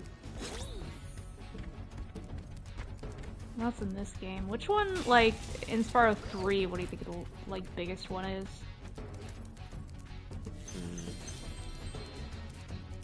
There's a lot of murder in this game, that's true. Spyro! 3 thieves and yes! Yes. What would be the biggest level in Spyro 3? Thanks for helping me reach the Great Fairy Bush. Because they just get kind of bigger with each game. Yeah. I think Spyro the 3 biggest like definitely has the biggest levels, I think. I think the biggest level in Spyro 1 is like probably Treetops. Yeah, because there's a lot to do. And it's also just how you navigate it and all that.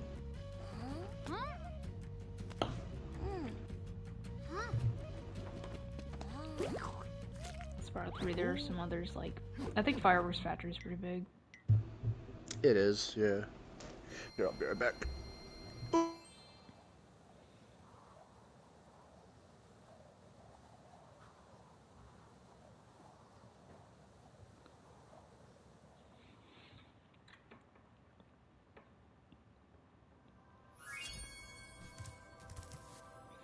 Well done, Spyro. Now that you have all 14 talismans, your guidebook can break the lock on the door, and you can fight Gulp. You'll have to jump down the hole in the floor to get to where Ripto and Gulp are waiting. It's time to fight Gulp, people! Go. We finally made Avalar ours. Avalar. Special reward. Go. What is it, boy? Oh, the fairy. Here you go.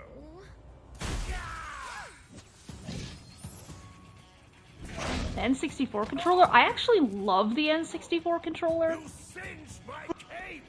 Okay, let me tell you something. You are really starting to get on my nerves. Okay. Because I still had my headphones on when I was in the kitchen. Alright, who said that?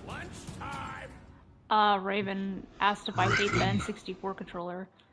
I do. And I love it, because it's so unique. But then again, I have small hands. For people with bigger hands, I can imagine how that's really uncomfortable to hold. But I have very small hands, so my hand positions perfectly. You see, Nintendo did this thing In where between they the said middle stick and the left stick. they said for this controller, let's put hand grips on them. And they said, okay. Then they said, how do we make our controller unique? And they said, put a PP hand grip in the middle and make it look like a trident. And they said, okay. And they thought that was a good idea, and it really wasn't. But here's the thing.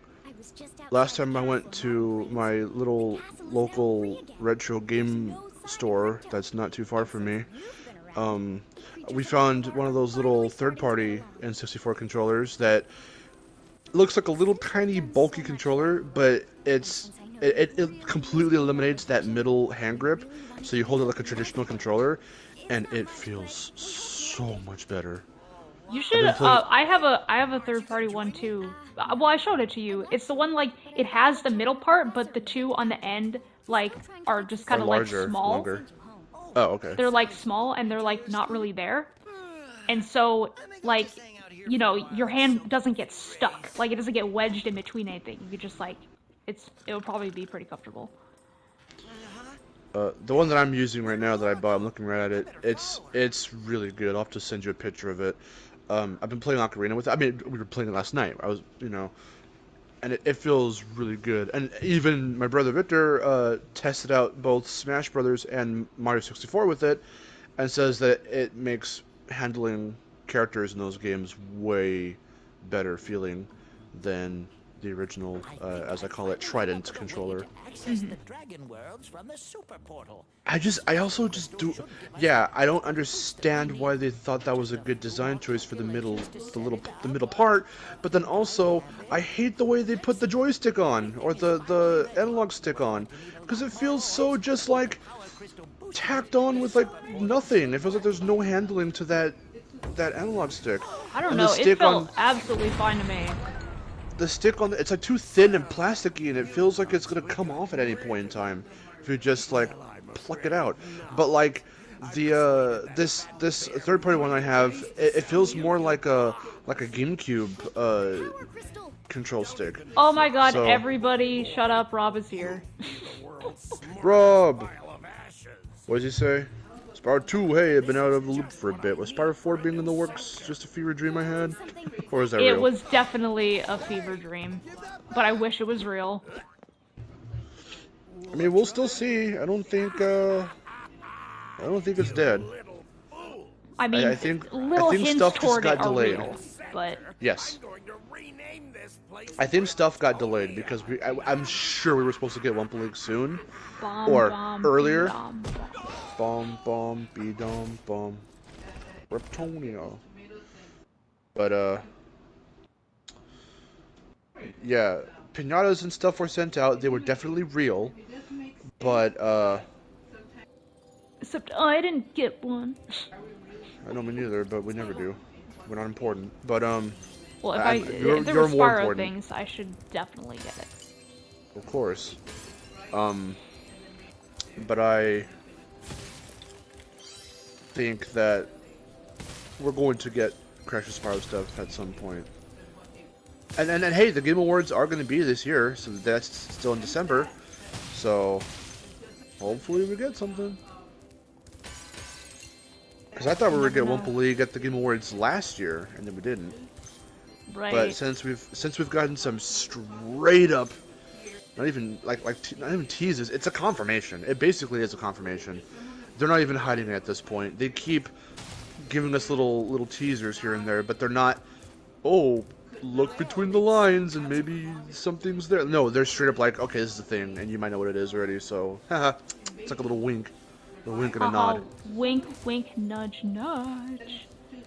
Which they haven't been doing before, so that means that it is coming at some point. I'm willing to bet we might still get it before the end of this year, and hopefully Spyro stuff happens as well. Yeah.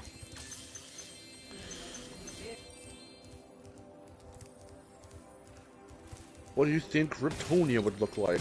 Everyone is a Ripto. Everyone's Ripto. A Riptalk. Everyone's Ripto. And they're all fighting with each other and trying to kill each other with their wands. Everyone Ripto fighting on a mountaintop with no doors, no windows. Small Riptos with 5 more ears. Deo! Deo is here too. Wow, we got Rob and Deo. We got like the best people ever. Hello, Deo. Riptonia. I saw Deo earlier in the Spyro-thon stream on Twitch, cause one last speedway adventure for Spyro-thon. Everyone's you know. doing the Spyro-thon speedrunning stuff. You've chosen wisely. I haven't even heard of that. See, no one puts me in the loop of these things. I didn't know that was happening. The speedruns are like really fun to watch, just because I'm just like, whoa, I can't do that. Like, I'll never be able to do it. I learned very few tricks because I'm like, okay, that's easy enough, and I'll try to do that, which I did. Like the little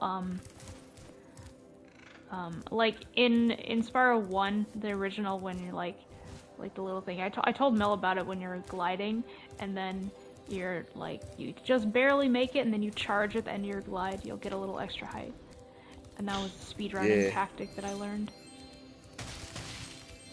Yeah, I got to that part. I remember you saying that.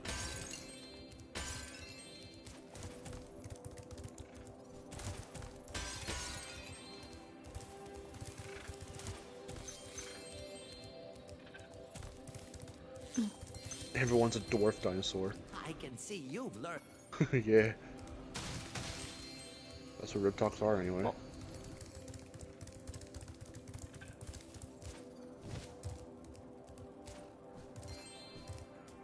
Riptonia. It's like the darkness and light. Riptonia. I love her doing the actual lyrics.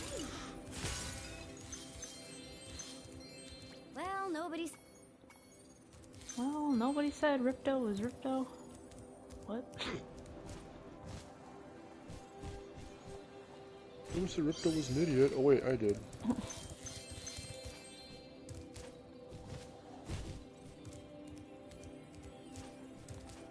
Oh yeah, Deo's gonna do a run. I think Deo's gonna do non-stop Spyro 1 runs. Spyro 1. Get magic crafters, I dare you. I did wanna have him on Spyrocast as well. There's a lot of people I wanna have on Spyrocast. I'm not sure exactly who's next. Cause like, I told Dale, I was like, you're next, and then I told Shemp, you're next, so I don't really know. Is Dale like a speedrunner just in general? A speedrunner. He's the #1 Spyro 1 speedrunner. Holy shit. I'm telling you, people don't put me in the loop. This is how out of the loop I am. I'm sorry. Hi, Dale.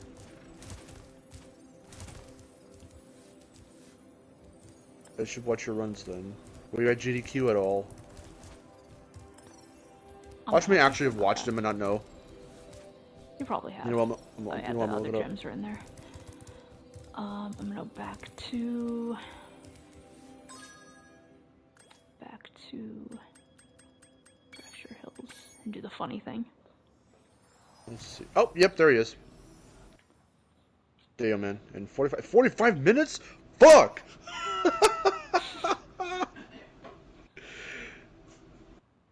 That's dope. Okay, I'm gonna watch that run. Right?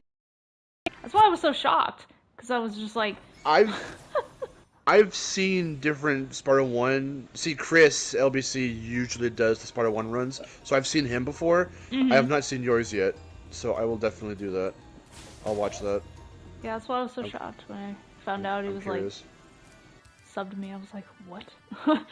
What? The speaker? What? Because when did I first hear about it? I was watching a video about people discovering new tricks in Spyro 1 speedrunning. And I believe he was one of the people mentioned on there.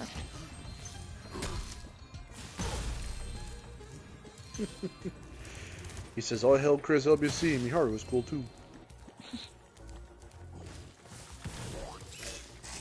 How come I can't get any Crash people on my side? Or Spyro people? No one knows me. I am just letting these guys eat me. I'm taking it. Whoa. Holy shit. You into that? I'm just taking it.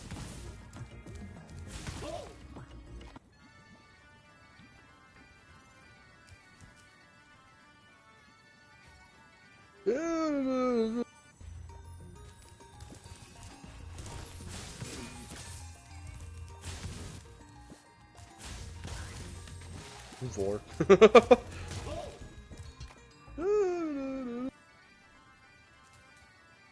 He says, "Oh, Spyro." Yeah, yeah, Rob, they're pretty scary. Man. They never gave me as much trouble as a kid. It wasn't these guys, but it was the plants and Misty Bog that always gave me trouble. Yeah.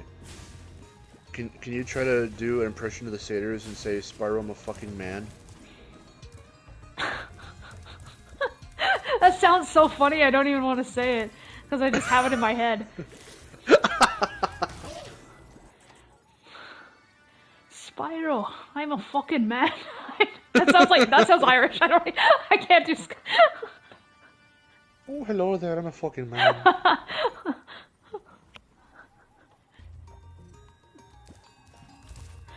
I don't want into your fucking man. I'm a fucking man. And then he fucking fell over. He fucking fell over.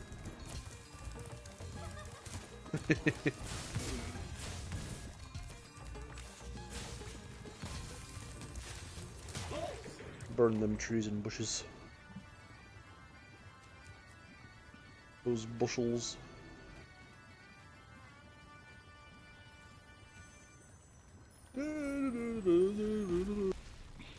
It's great to be free. Now there's only one satyr left. Let the rescue. Okay, boom, boom. Boom, boom, boom, boom. Damn it, so close. They play firework all the time at work now, and I'm like, okay. Now I just think of Madagascar 3. I think of two things, John and fucking Madagascar 3. Those are the things I think about as well. You say, those are the things I think about, and I don't even need Katy Perry to think about it. That was good, you should try that again. Colors burst! Oh, Spyro, let your colors burst. What? Oh, Spyro, let your anal contusion. Doesn't make any sense. If contusions weren't bruises, that would be gross. That would be gross. See, that's what I thought. It sounded like it sounded yeah, it sounded like some kind of weird wart.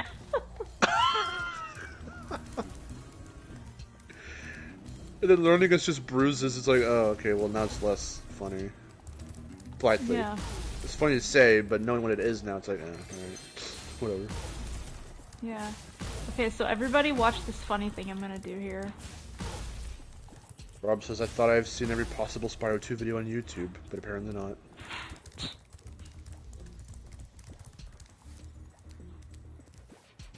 want to do this funny thing, but wait, hold on, I gotta charge open the doors. Max asked if you've ever gotten all the skill points. No, I have not. And I don't want to go for them because I some of them are dumb, like the... Do you want to do this course 3 times in a row for no reason? Yeah, exactly. Because some of them are speedway skill points, and I don't want to do that. Oh, yeah, oh, jeez, that's right. In the original trilogy, there's only one I'm missing. I think it's in Spyro 2. There's a time limit one that I'm missing in one of the speedways. Like beating whatever in a certain amount of time. I have not done that one yet. Experimenting with a new potion. Experimenting with a new potion.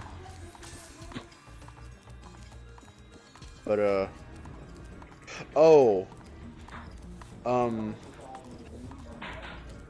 Is Rob a mod? I don't know. He was trying to post a link and it didn't go through. Because mods can post links. Oh, I don't know if members can. Well then, if he's, If he's not a mod, make him a mod, I guess.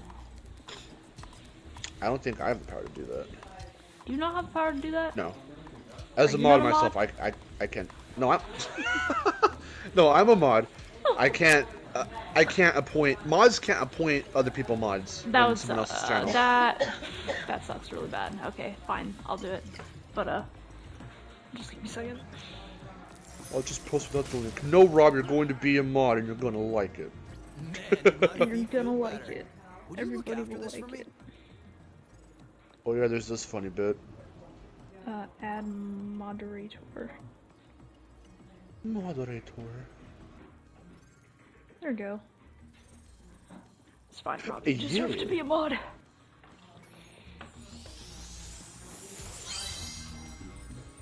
I can always count on you to be here for the Spyro 2 runs. I call it a run like I'm doing a speed run, and I'm really not. You should go through the supercharge and then you're doing a speed run. Yeah. This responsibility is too much. It's fine. Don't worry about it. Also, look at this funny thing I'm gonna do. Alright. When I shoot an Earthshaper with an arrow, you head bash him before he gets back up. Remember, head bash by jumping and then pressing the action button. Alright, let's go. There we go. Here, I was gonna give this to the Alchemist. I'm a bit annoyed at it at the moment. It just looks so weird in Reignited because it just cuts. It cuts so fast. Like in the original, he walks out, and then like it fades back in. Yeah. I guess you could argue it's faster here. So. See, that's a speedrun. Yeah. Wanna watch me take out those Earthshapers? Wanna see me do it again?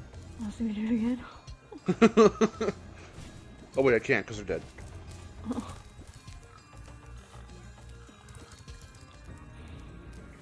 The skill points? Oh my god, what if Spyro 4 did like the Crash 4 thing? And then skill points were needed for like percentage. I would probably cry.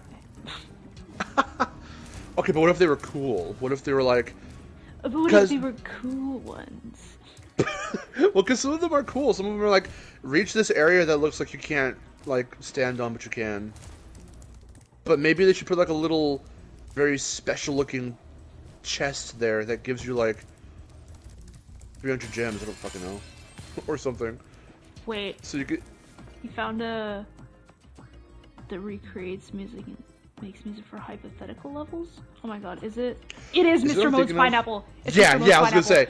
I love Mr. Mode's Pineapple. He's cool. Especially, okay, everybody listen to the freaking Celestial Woods music. That blew me away.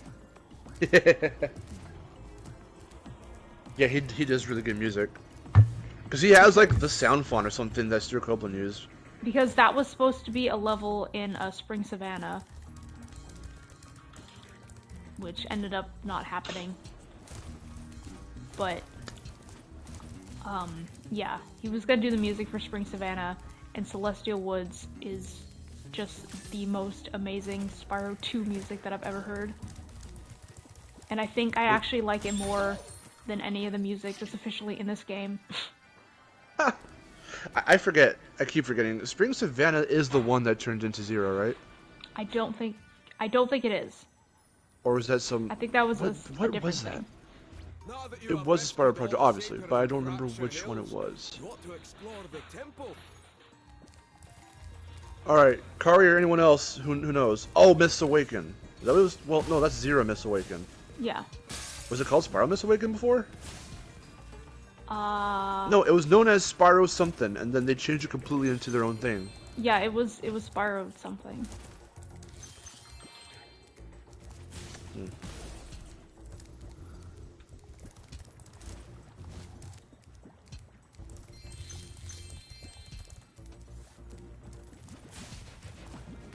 In fact, Mark, play the Celestial Wiz music.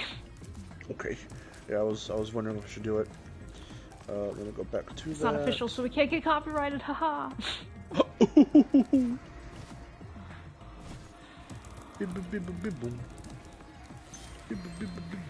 Oh yeah, Dragon Eclipse. Was that the one that it was? I don't remember. Spyro the Dragon Eclipse. It sounds familiar. Countryside Siesta. That's a good one. I like that song. It starts out hella country and then it just turns into like Spyro music and it's like, oh yes. Okay, I'm gonna try and find it right now.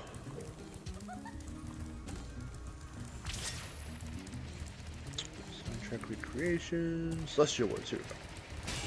All right, guys, y'all ready? Y'all ready for this?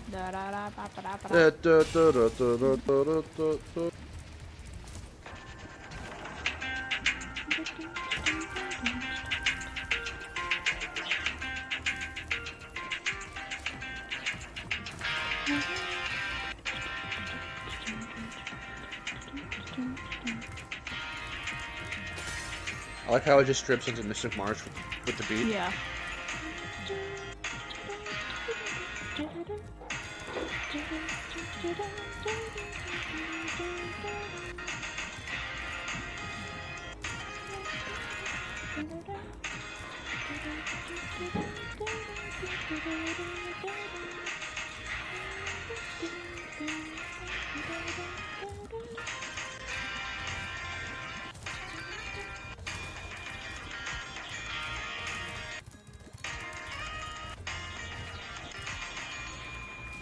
God, I love that music.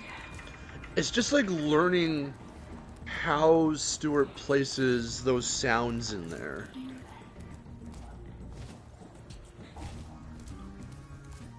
Yeah.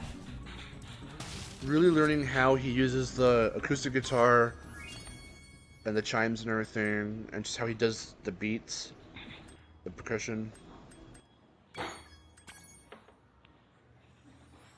Those guitar tones are so iconic. It's honestly so good.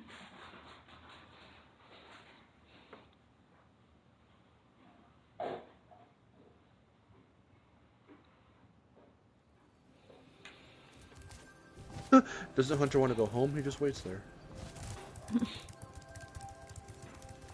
He just waits there staring at the wall.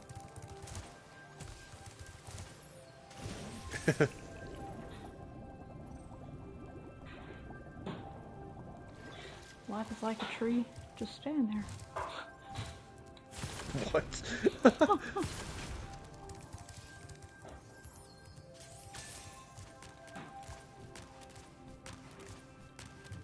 Oh yeah, it was Spyro Myths Awaken. Was it still Myths Awaken? Okay. Because that's what they called Zero. Yeah. I didn't realize they just swapped Spyro for Zero. I thought it was called something completely different for Spyro, and then it turned into Zero Myths Awaken. I thought it was Zera. I don't know how you pronounce it. Xerox. Xerox Myths Awaken. Okay. Yeah, I remember seeing a lot of that project. Oh, I really don't want to do it. Oh, I really don't want to.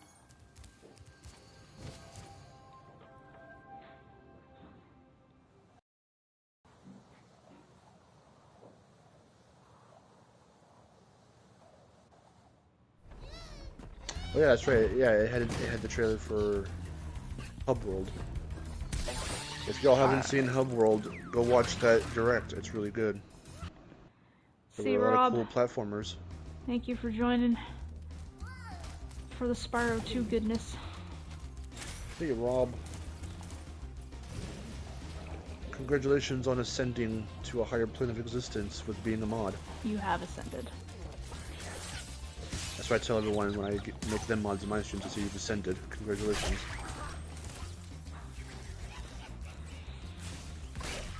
We're doing good, Trey. I am still very tired because I had been up earlier for 22 hours straight. 420. And I crashed out. I crashed out for almost 12 hours after that.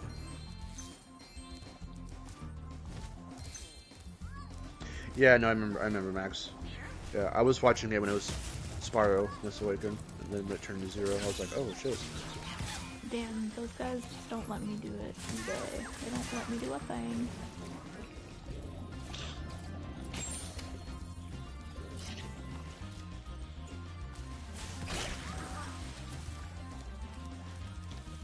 It's really funny because I had been trying for the longest time to come up with ideas for my own original 3D platformer that's very akin to something like Spyro or Crash. But without, like, I've always wanted to do like a level by level thing, like again, Spyro or Crash, where it's, okay, you got your hub world, enter a level, beat level, collect your collectibles, and go on. And I've had some ideas here and there back in the day, like, a couple of years ago, and never really elaborated too heavily on them. But now, ironically, the two projects, the two big ones I'm really wanting to work on, and one of which I'm already researching on how to start, because I think I'm just going to end up doing it in Unreal 4. Jordan did a 12-hour shift with no break. Oh my god, get some rest. Why? Well, that would be awful. I would hate that. I mean, I've done 12-hour streams, but then usually I'm like, by the end of it. Yeah. Because the 12-hour stream, the last one we did was Halloween that's a stream 2019. At least, like, or 2020. One's a work shift and one's a stream. But, Oh, yeah, my bad, yeah. Either way, no, but either way, doing something for 12 hours straight, like, it's pretty, like... For some weird reason, I did not read shift, and I thought he said stream. So, my bad. I'm telling you, I'm still waking up. I would not be able to do a 12-hour stream.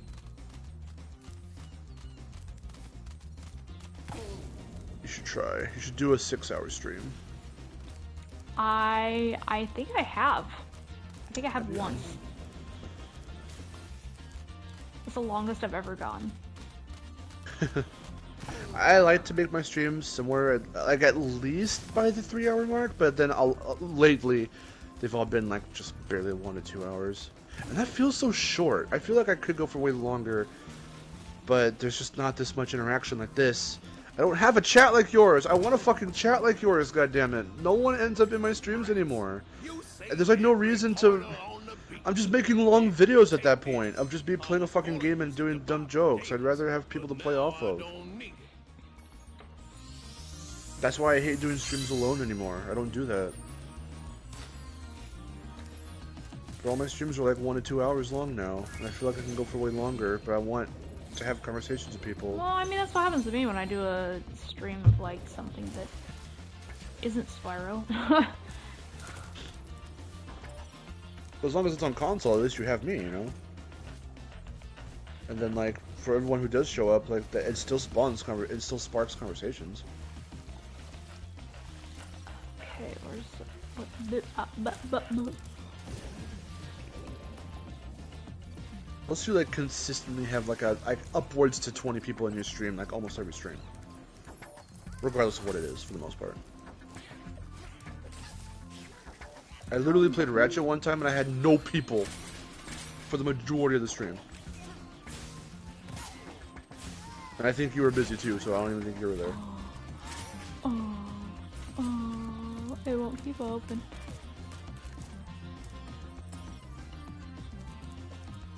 Wait, why is he back? Wait, what? Oh, because you... Wait, I'm so confused. Where's the... Oh, there it is. Missed that. There we go. How come the turtles aren't on the... Because I didn't put them on the Switch. But how'd you get to the I climbed. turtle soup? Oh. I climbed up here, and then I went up here, and then I went all the way over here. So I cheesed it to get there. Oh, I'll see. Oh my god. I didn't even know you could do that.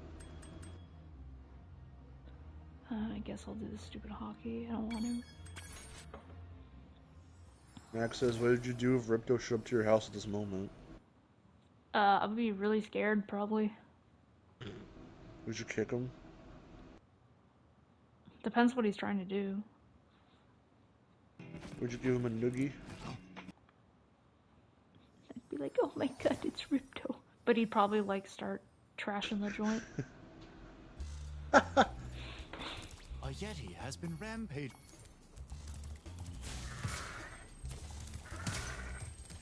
He'd probably start trashing the camp.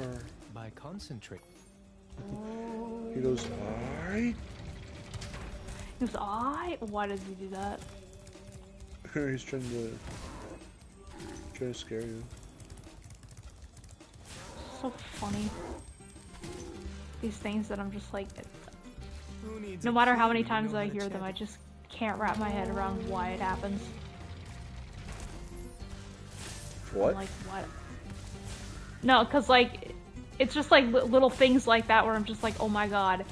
And then like, no matter how many times I hear like stupid lines or like dumb things like that, I'm just like, no matter how many times I hear them, I just can't wrap my head around it. Oh. Whoa, my god! He went flying! That was funny. Farewell. Welcome, farewell. He just shot up in the air. Did you see that? I did see that. Little goat boy. Ram goat. Is he a ram or a goat?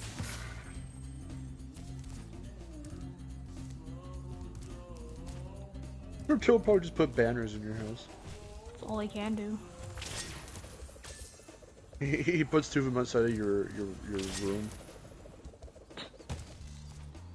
Like I hear the hi, and I'm like, why did they do that? Why did they reverse it?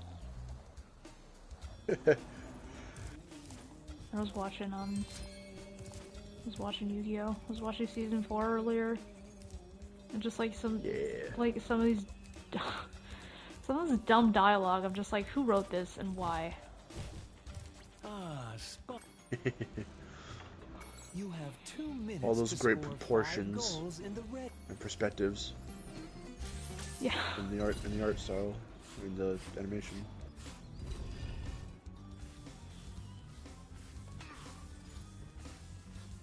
It's all great. It's all so great. And says, honestly, I want to get back to streaming. Don't really mind how many people I have, since a few people do show up and chill, and that's all that matters. I like having conversations, but when I see like 3 people in chat, or rather 3 people watching the stream, but then no one literally is chatting, then like yeah, it's like, when no one chats, know what to like do. it's cool even if you have just like, you know, some viewers. The amount of viewers doesn't matter, but like, you know, when you have like viewers but no one's chatting, it's different. Because you want something to say, and it's really hard to like talk by yourself. At least it's hard for me. It's not for everybody. I just see how many people you consistently have in your streams, and like I want that, so you never have that. It's really hard for me to like have a conversation with myself. I can. What would Ripto eat? I don't know. Sausages. He'd raid your fridge and take I have conversations Sprites. with myself all the time, but for some reason I can't do it while streaming. Because I'm so focused on playing the game.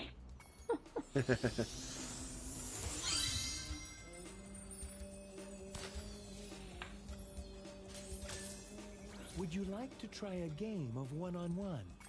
Would you like to try a game? No.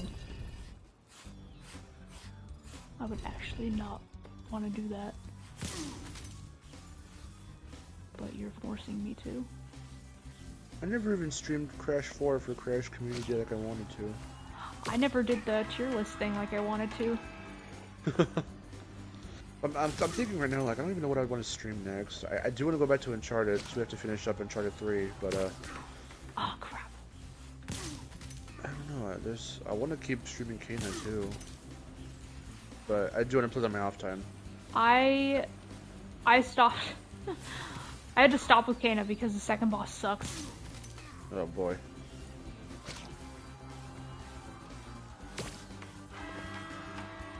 It was low, just in time for some ice hockey. What up, Smaz? Smaz.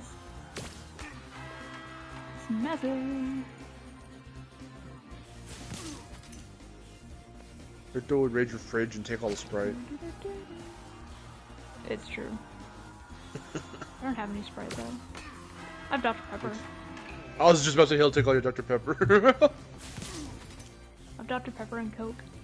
He'll leave you one, but it's like half empty, or it's half full, and it's like stale, or it's flat. Have this. If you stare at it long enough, you might not see anything. That's a little prank. Like you got that skill point, you spin around when the goalie hit you. Was it the goalie or was it the guy that you're up against? It was the goalie, I think. Fucking goalie. I know you don't care for the Mario sports games, but you should definitely play Mario Strikers, because that is a fucking fun game. Well, I don't care for any sports games at all. CTR is a sports game. Racing is a sport. Well, I mean, that's not like a sports No, I know what sport, you mean. though. I know what you mean. With balls. With balls and bats. Bust your goals. opponent's balls. Your opponent's balls. Why you usually clean in your videos but you swear on streams? Because I can't help myself. Plus, not. Me neither. Because I want to keep my videos clean. Because I think more people are exposed to my videos, and I want to, like, you know, there's YouTube guidelines, so I kind of have to. Yeah. But like when you're presenting. I want to sound professional, like, but when I stream, I don't need to sound professional at all. Unless you become a professional streamer, and even then, you still cost. Yeah, I mean, I'll try to tone streamer. it down. Like the more, you know, the more subs I Also, get, the more so we popular can't say I cunt? become. So we can't say cunt? No. How about pussy? What is the worst thing you think I could say? Well, besides the obvious worst things we could say. Well, I know what the worst thing you can say is. Swear-wise, not racial slur-wise. I don't really know. Shit ass. Cock my ass. Fuck. Got my ass. What?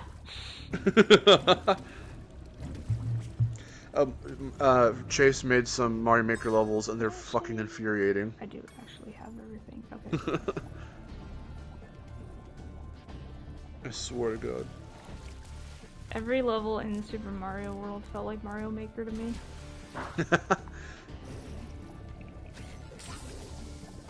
What's I gonna say? When's the last time did the BGT guy still stream? Hop aboard, Yeah. Spyro. But it's usually 'Cause Kyle. It's usually Kyle himself, and like he streams on Twitch most of the time.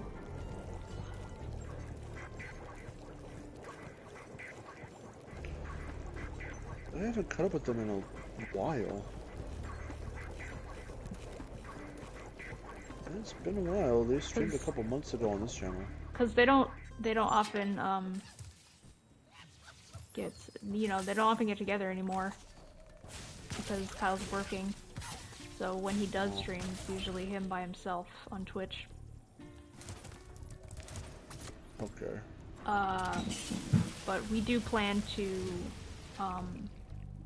all get together on Wednesday actually, and Oh, this Wednesday? Yeah. Oh, sick. And we're gonna stream something. I still want to stream with them too. When I go over and see you, we have to go and see them. Okay, let's talk to King Flippy. Ugly ass. Oh, me? You gonna go find me? The water workers have kidnapped 6 of my children and Where's have he hidden at? them in the top of each of these numbered towers. Where you at, Gonzo though? ass. Look, guys, this You is can make it me to the in top video of the game 6 form. numbered Not towers. you. My children. He's fat like I am. Well, maybe And disgusting too. You could, you could fix that. I can't. You really can. Max says the F word used at gay people? You mean...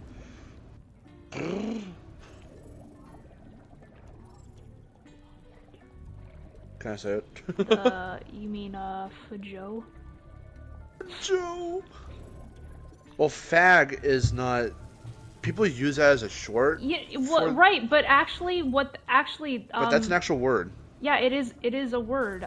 It's a pack of cigarettes. Yeah. A friend of mine told me about that. I thought it was a really funny comeback that he had, because he works at Not Scary Farm, and I guess some like 10-year-old kid kept like using that word, and he kept saying like fag or whatever because he thought it was cool. Of course, it was a 10-year-old. Yeah, and because he thought it was cool or whatever to like, you know, use that kind of language. And then he's like, I'm not a pack of cigarettes, kid. And he's like, that's not what it means. And then like somebody else actually said, actually, that is what it means. Like, you're just a dumbass. Now get out of here, faggot. He didn't say. I should have kicked him. I laughed at that. That'd be funny.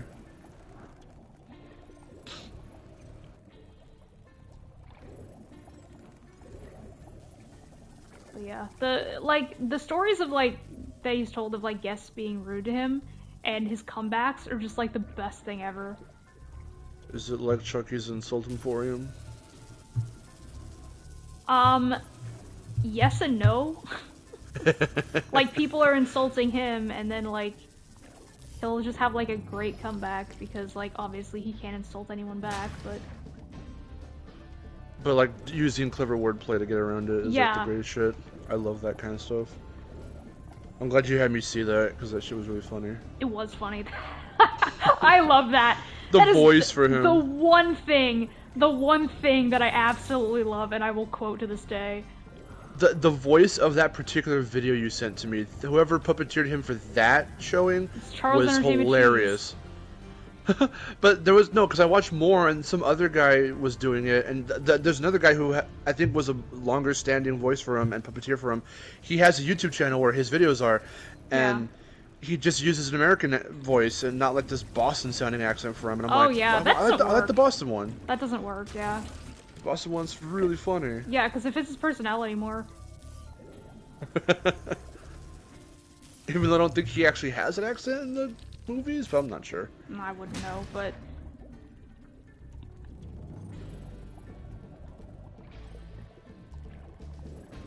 But it is really funny.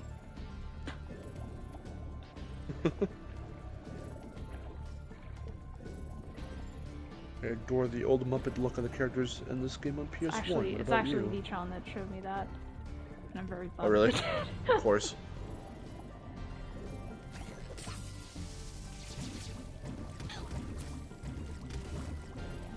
It was like, I know you hate Chucky, but check this shit out. It's like, just listen to this at least.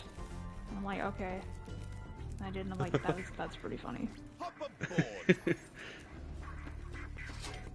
Max asked if you adore the Muppet look of the characters from the PS1 games.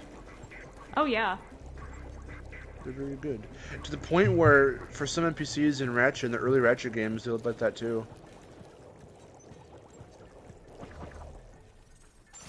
Yeah, I love the look of everything in the original version. There's some things that were updated very well in this one, but some things that just kind of worked better when they were low Some that are poly. fucking hideous, like Jack or the Calyx, with their scary or this guy. 8-ball fracture eyes, or me. Like I love the original King Flippy. Well, because he looks like a bigger, version of the like little guys. Right, he just looks like a bigger seahorse, and he has like a crown thing, but it's a crown and it goes like all the way down his back. Oh yeah. And here he's just a fucking freak. He's a slob. Yeah, here he's just like fat gonzo. And he looks high all the time because his eyes are always like kind of slitted. Because he's got the droopy eyes, which they did for a lot of NPCs, and I honestly don't like.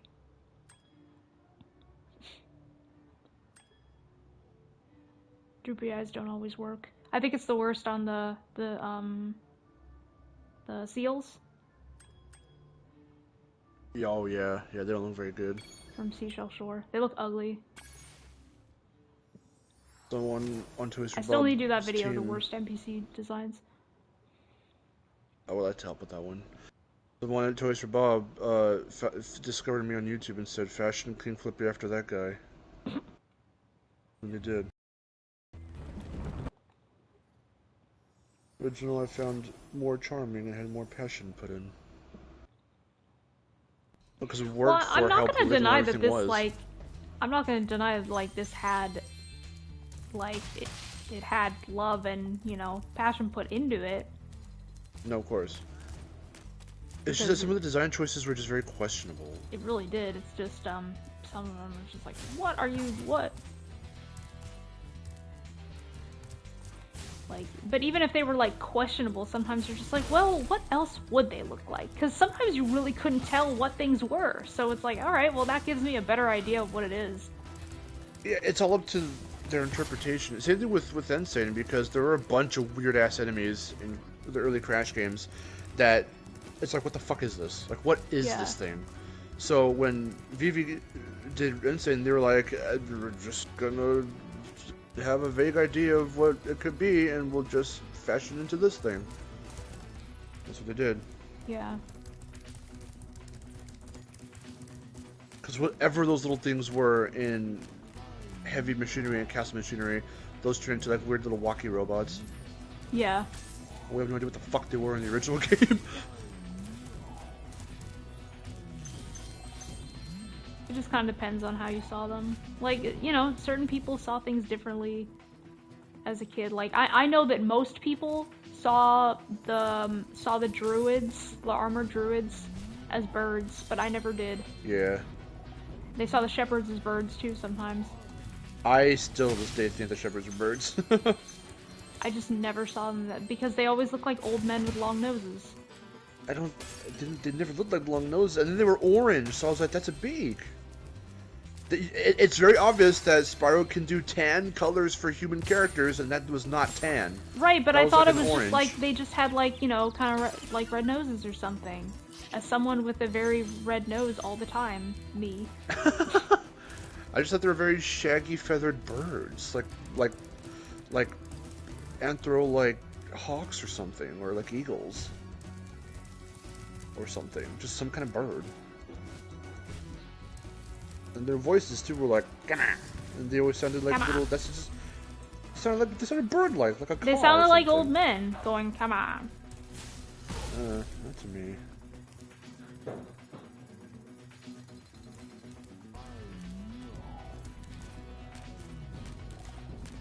And then people saw,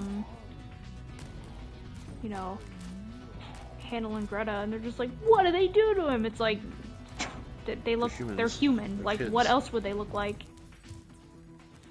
They saw Bombo and they said, "Is this racism?" We changed the name, and that had nothing to do with it. It still stands. It still stands that you're chasing an Arabian-inspired man throwing bombs, explosives at you. It's true. Even though he looks more like alien, I guess. Yeah, censoring the name, it did nothing to change the fact that he's still this little Arabian rapping explosives at you. Hold on, I'm looking at pictures of lizards. That's a cute lizard. Lizards. Would you touch it? Yeah, I would. Would you give it a pat on the back? I used to be able to pick up lizards and they wouldn't care.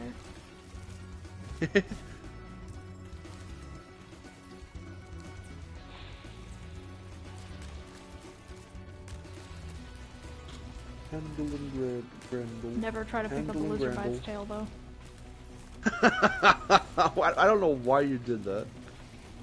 Well, because I was it was like running around, it was scurrying around.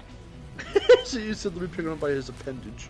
And I was just like, God, I have to do something because it was really hard to get him by like his body. So I'm like, okay, let me at least try to get him by the tail. And then I did, and he popped it off, and I got real scared. Thanks for closing the lid on the volcano. He went like the little NPCs do, or the little fodder guys do here. Here's a And he screwed away. Because I didn't know that was a defense mechanism they had.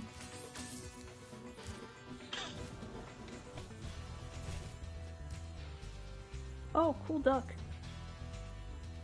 With a little thing on its head.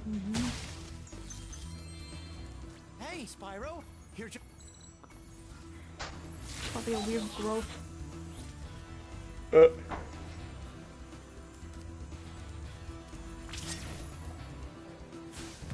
I love these lava monsters. You go.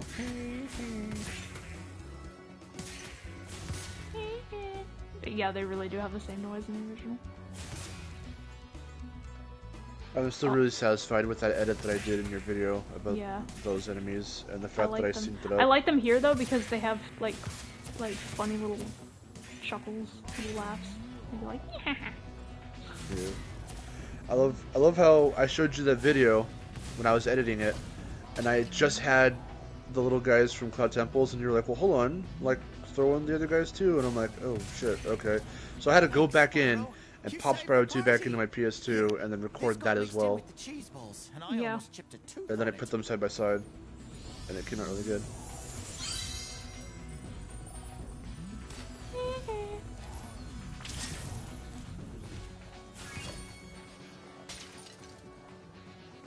I love those guys.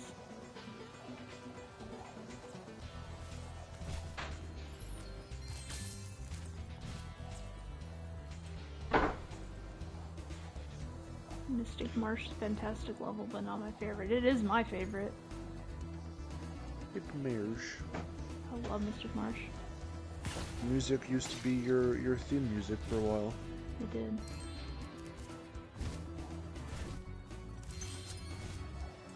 Shout out if you've watched Miharu before she even had an intro.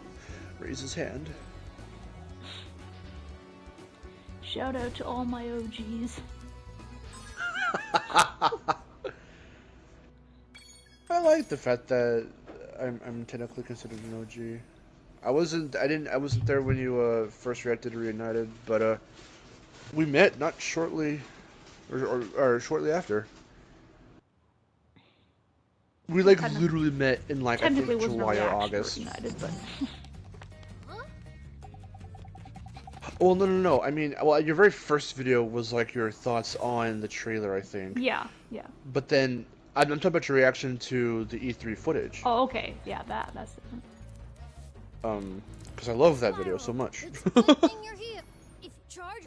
I'll tell everyone right now, I'm gonna embarrass Aaron on stream, but and then myself a little bit, but it was either that video or it was because we met in, funny enough, in one of CG's streams. Yes. He was streaming Spyro, and we were both in the chat, and you asked him, or he expressed interest to be on Spyrocast. Yes. One of the two, and then I just offhandedly was like, oh, that'd be cool to be part of like a Spyro discussion like that, and then you just happened to be like, oh, well, if you're interested, I mean, you could, because you had already known about me beforehand, which I didn't even remember, and then... Well, because I never had commented on any of your stuff, like, really. I think the first thing very that sparingly. the first thing that I ever commented on was like my top 5 wants for Spyro Reignited. And then I was like, yeah. This is dumb. You're done. No, I didn't. And then, yeah, it had only ever been just talking like that. And then, that was still back when your name was your channel name. Yes. And then, I, checked out your channel. I'm like, oh, she's got some cool videos. And then I saw it was either that reaction or it was the, what was it, I think 100 sub or 1,000 sub special Q&A? 1,000. I want to say Yeah, it's 1,000. It was 1,000. And that was the first time I saw your face, and then the literal, it was just. And then I saw her face. Yeah, no. It was just like an instinctual thing. I don't know. It just was like second nature. Like you see a dog and you're like, oh, that's a cute little adorable dog. I just saw you and I was like, oh, she's beautiful. She's very pretty.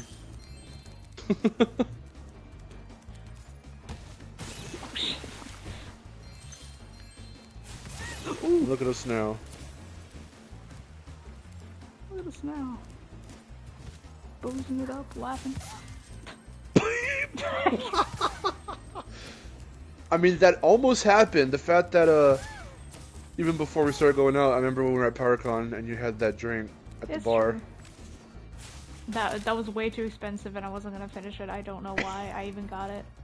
Did I finish it for you? I don't remember. I think you did. You finished most of it. Yeah. Oh yeah. Oh, cause I wanted to get one too, but it was so fucking crowded that at that point I was like, okay, screw it, whatever. Yeah. And then you shared it with me. That was also when you got me into coffee cake. Yeah, that's true. I remember. Not that I've been. Because we were sitting there having that drink, and then I showed you. That's what I showed you, like the mini comics, right? Yes. And I showed you that weird mini comic, and I was like, look at Merman, he has a beard.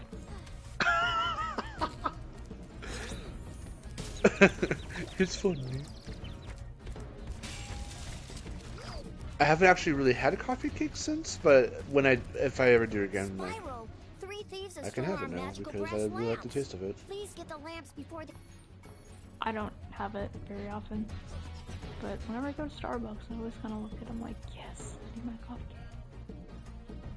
I remember they had a little Starbucks in the hotel. Yeah, that's where I usually get the coffee cake. Yeah.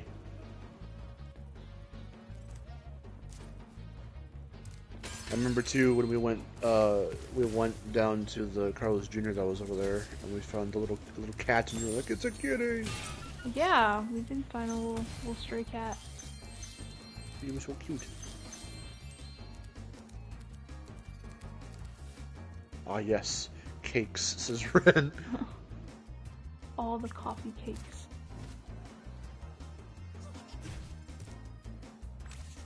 And then last year we hung out back in February. It was a month after we. It was like a month, almost a whole month after we started going out, and I hung out with you at your place for the first time. And I met Ren, and she was very fearful. I don't know. fear. I was fear. You know what I mean. Fearful. She struck fear in my little heart. That's not fearful, that's fear giving. I love fear. You frightened me into submission. It's frightening. There you go, frightening. Glad you survived the cupcake incident. Yeah, that's right. We went to that little bakery, and you were like, get this cupcake, and then I did, and I ate it. It was good. Destroy fear into everyone's... Fearsome. Fearsome. There we go. Fearsome.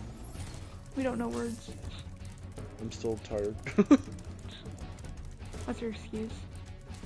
I've only been up for 3 hours, I slept for 12, and before that I was awake for 22 hours straight. That sounds crazy. As it should be. I don't know why I'm going in a circle.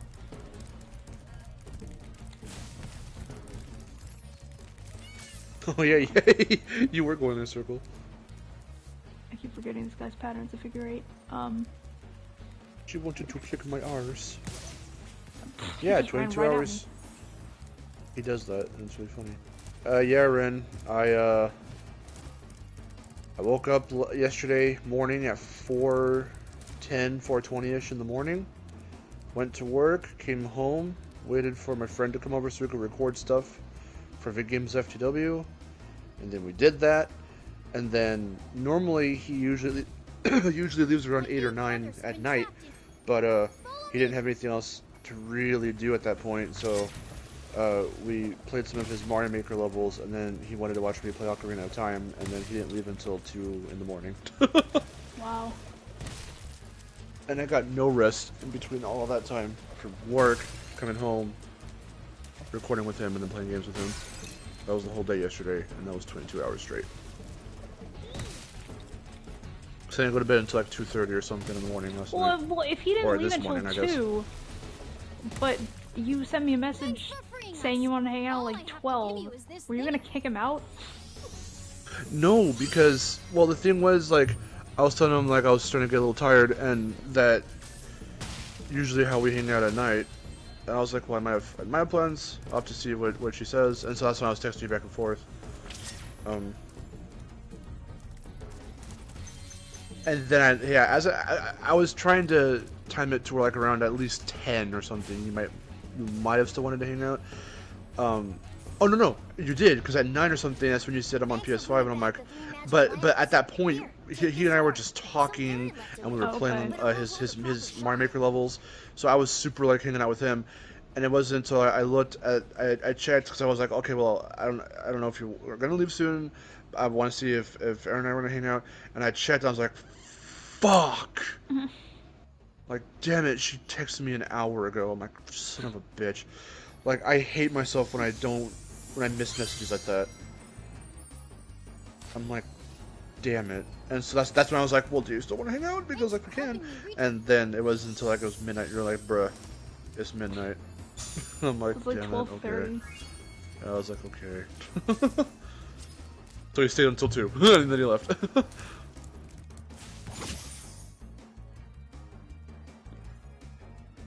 Yeah, I'm a little all over the place right now.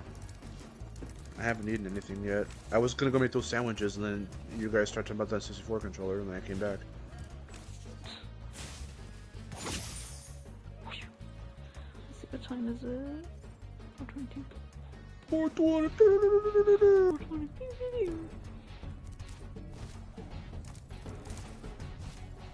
4:20. Fuck it. I mean, blaze it. What? 4:25.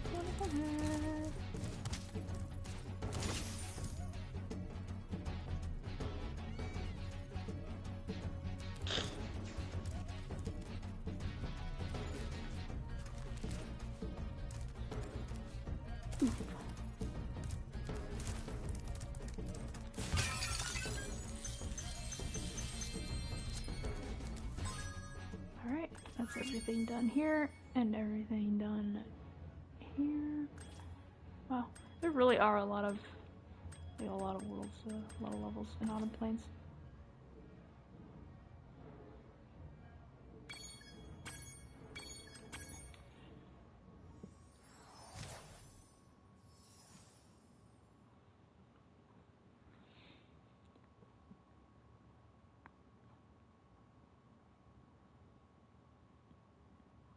From the west side of the US, yes I am. West side. Jordan says it's 7:23 in his time, so he's probably on the East Coast. A lot of our friends are like Coast. Or all or East in the Coast. UK somewhere. They're either like East Coast or in the UK. Yep. Like, it is amazing when Teal can come into any of our streams, because it's usually like late at fucking night for him. Right.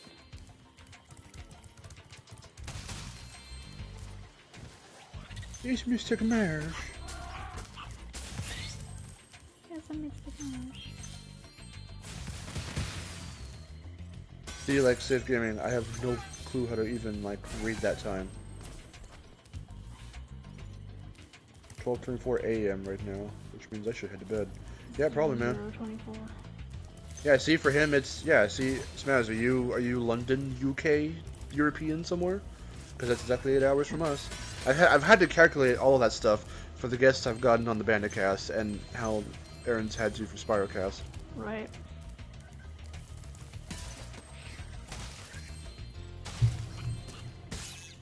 Oh my god, I didn't see you.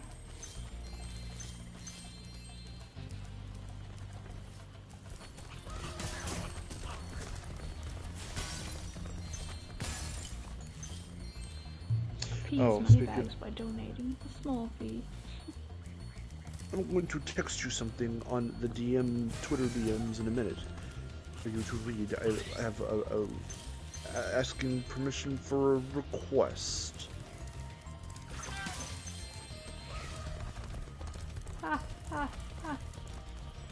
Wasn't ready. If you can help me, DP.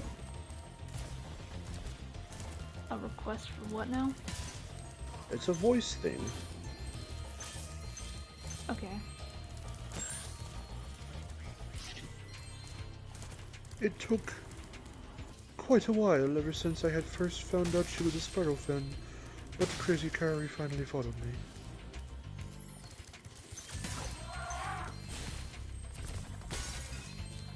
Yay. Same for me. She wasn't. I know she wasn't following me for the longest time, and then like when we started doing the like gathering the stuff for my new video, she was like, "Oh my god, I want to apologize. I wasn't following you." I'm like, "It's fine." Single sniff. It's fine. It's fine. Don't worry about it. Holy shit.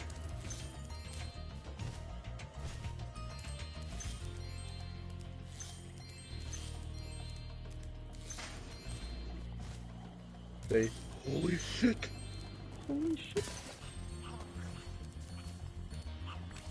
Do a silly accent and say, holy shit. What kind of silly accent? Whatever is easy for you to do. Holy shit. Holy crap. God. That's what she says to herself under her breath when Shepard hits on her. Like, so anyway. I'm sure she did. She's like, holy crap. You just hear through her mask. And she starts breathing heavily. Just like heavy breathing. It's like, Tally, are you okay? She's like, I'm fine. Don't worry about me. Aww. I love her so much. I'll give her a big hug.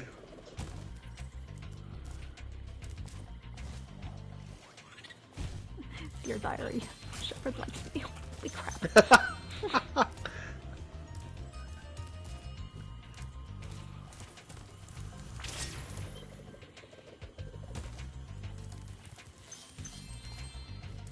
Max is both American and Welsh.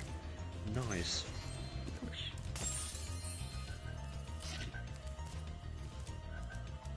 I am Mexican, but we're barely Mexican.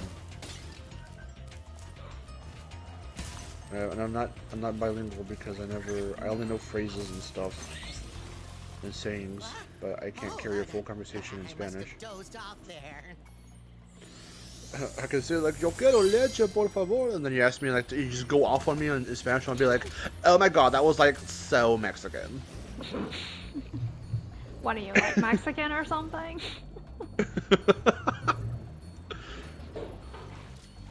That's not even my joke. That's George Lopez's joke.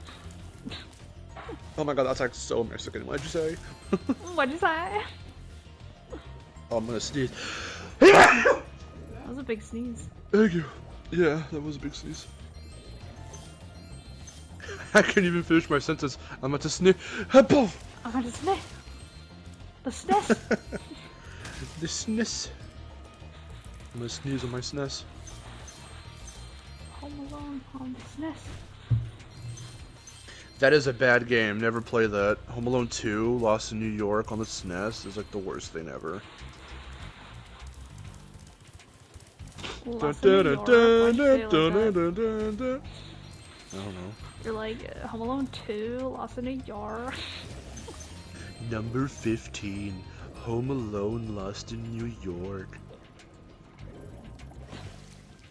Hey, you never seen Chills before? No, what's Or that? It's funny. Actually, it's funny because they fucking reference it on Only Plays. It's more so when he's with because Tomar talks like that kind of. Oh yeah, yeah. And they always make fun of him for it. Yeah, I thought they were just doing a stupid voice. I didn't know there was a reference to something. No, they bring up he runs top 15s, or it's 15s. I'm sure it's 15s. Oh, Smaz and is Smaz is leaving. See ya. See ya, Smaz. No, definitely sleep for work. You need to do that. You must.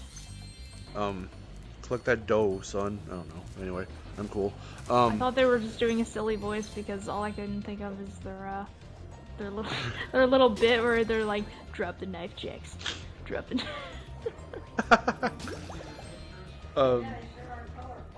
and he goes, okay, no, so, if you watch either, because he has two channels, it's Chills and then it's Top 15s.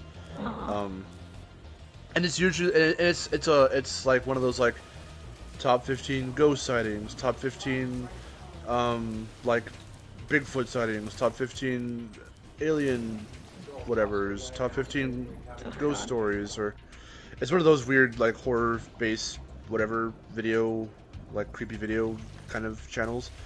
But just the voice he does, and of course he doesn't talk like that because he has done live streams and Q&As and stuff, and he's actually a singer, and he sings really fucking good. I had like no clue, or I think he raps too, but he sings, and he's really fucking good, like legitimately. Because I remember he was always like every so often he'll plug that stuff that he does at the end of his like horror video or scary video type of videos, I guess countdowns or whatever. And I never really listened to them because I was like, I don't have any interest. And then I did once, and I was like, oh my god, it's actually really good. Yeah. And in his live streams, he talks normal. His voice is on that lower register, so he's like, hey guys, how's it going? Welcome to the live stream. But then like in his... I like how you almost slip into bootleg CK every time. Well, no, that's actually what his voice sounds like. Well, not like bootleg CK, but I would recommend you... I would like if he did sound like that. You know what? I'll pull up a video in a minute. But first, it's like, no, that's the impression. That's my impression of him. It's like, he'll go, number 15, the shadow behind the wall. That's how he talks. That's his like spooky narrator voice. Behind the wall. Because he always has like a title for the video you're about to watch, or it's the title itself. I mean, I'm called B-tier. I swear to God, that's how he talks. Here, I'm gonna bring up a video right now. Because I watch him unironically, because like I just for some reason I'm into that stuff. The shadow behind the wall. No, I swear to you, that's what he sounds like. Oh yeah. Then it's like, okay. Here are some videos of his that were uploaded days ago, and the last one was 20 hours ago. So it's like on the Chills channel, it's like top 10 scary videos you need to see, top 10 scary videos that'll even scare the devil, top 10 scary videos that simply shouldn't exist. You know, top 10 scary videos you should not watch at night. So it's like it's shit like that, right? Yeah. Here we go. Here's what he sounds like. Let me just make sure there's no ad. There is. Give it a minute. Here we go. This is Chills.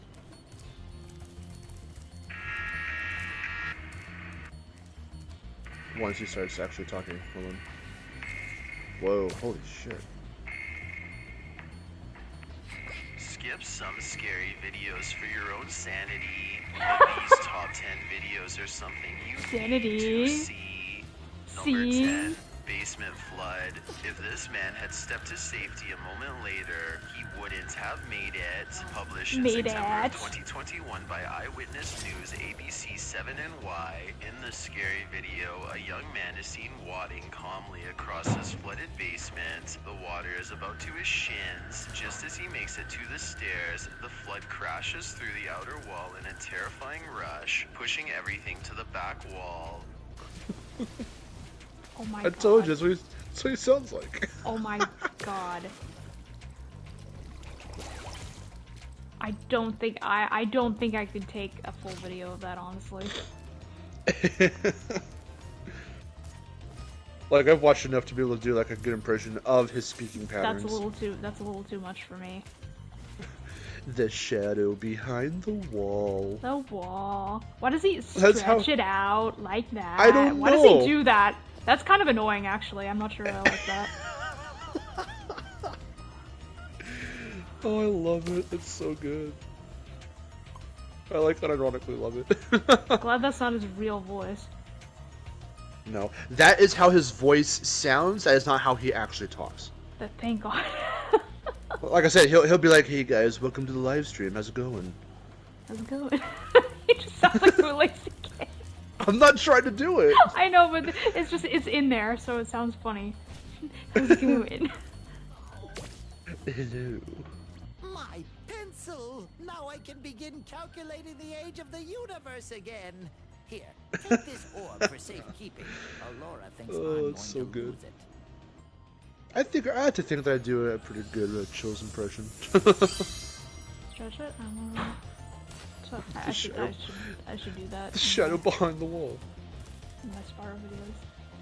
Top 10 ugliest NPCs in the Reignited Trilogy.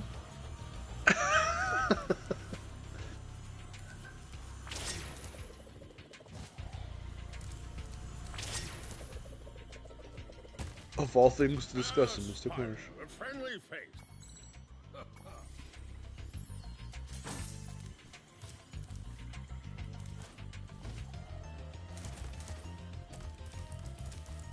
But it is kind of true, actually. When at one point, when Chris and them were talking about him, and they're kind of like joshing on him, they're like, yes. In some of those videos, they're all like the videos are clearly fucking fake. But then like he speaks about it as if like, well, what do you think? Is this real or is it not? Like, you know? Is this real? It will shock you. That's kind of what he does in some of them. Biceps.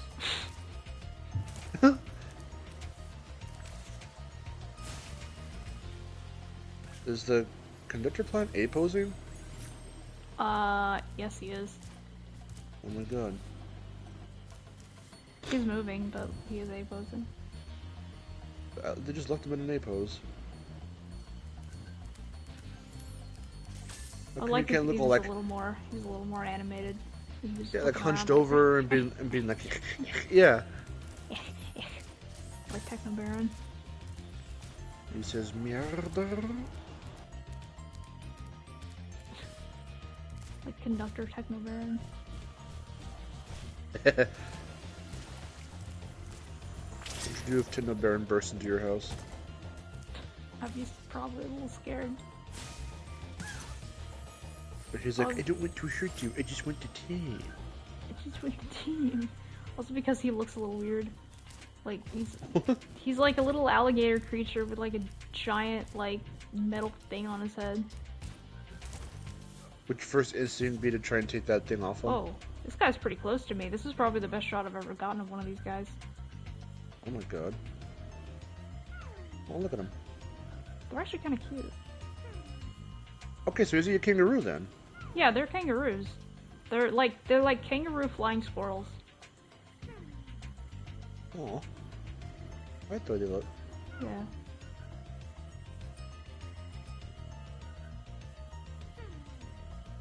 The comic guy for a second there. Worst design ever. Woohoo! I'm back in business. Here, young dragon friend, take this. It's museum quality. Would you try to take the little helmet thing off him? He's like, hints of the merchandise. Hints of the merchandise. It's literally the only way I can see. Oh god. So you take it off and he has like no eyes. Probably. They've been like clawed out. Oh no. Disgusting. Poor thing. I love how your first instant is to think of the visual. You're just like, oh.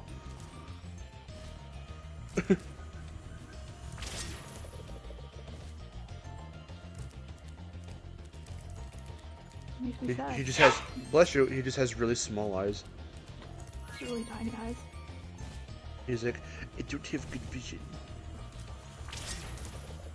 Good vision. It's like, well then, why don't you just get glasses? These look cooler.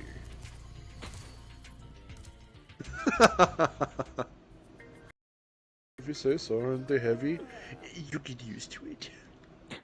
Like it's just bootleg CK, except a little more exaggerated. Darn to play Pirate's Curse. You should. Do it! You should. Pirate's Curse is so good. I'm gonna introduce Chase to it eventually. I told him he'd really like it since he likes Zelda. Going through dungeons, finding keys, checking rooms. That's Shantae. Checking rooms? Chicken rooms. You find chickens. Chickens. You find free-range chickens.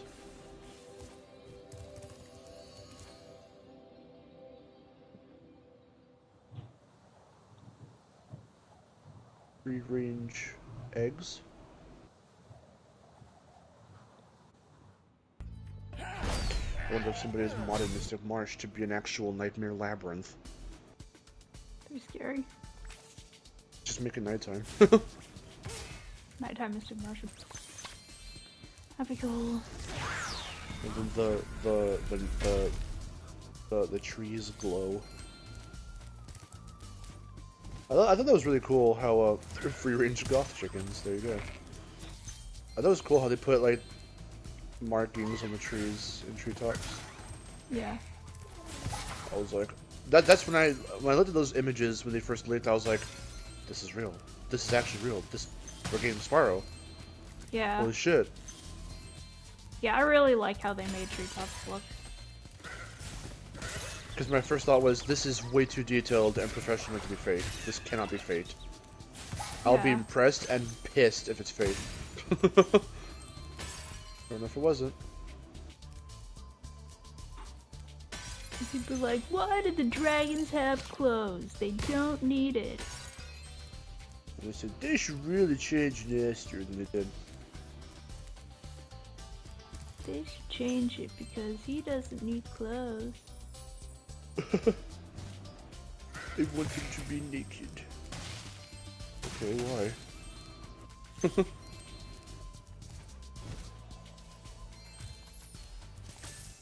I like how, like, just how pissed everybody got about it, though. I didn't know people were, like, pissed, because I was like, oh, cool. Shit, they were. That's hilarious. And I thought it was super cool. I was like, it's like, whoa, the dragons are gonna have, like, all kind of different clothing, like, depending on where they're from. I'm like, oh, that's super cool. Yeah. I didn't sound, I mean, because when I was reacting to it, it was like a small thing for me, so I'm like, oh, cool, they're like individualizing them. But then I saw it, I looked more at them and saw those previews and stuff, and I was like, oh shit. And then when I played the demo at E3, I was like, oh, this is so fucking cool. Yeah, it's pretty cool. Oh.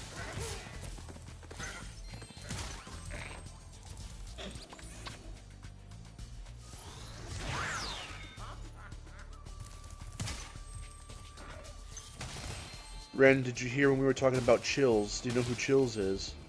I'm a secret agent. I'm a secret agent. I do the things so you can't see. I'm a secret fucker. I fuck people in secret. What? Don't do that. I don't know if you should go around doing that. Go around doing that shit. Of course. Yes. Have you heard my impression of him? the shadow behind the wall.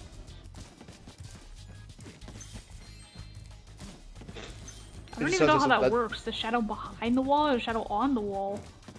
I don't know. I just said it. I said it because it was a good cadence for his voice. Behind the wall. It was. It really was. I did.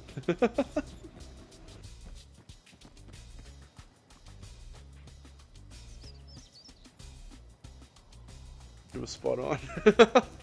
Thank you. What? You managed to What? get here without You managed following to get me? here without You must be a following me member to of my secret club.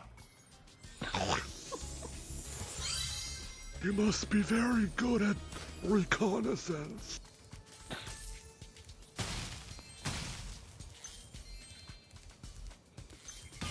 I'll just stand here in my fucking empty room now.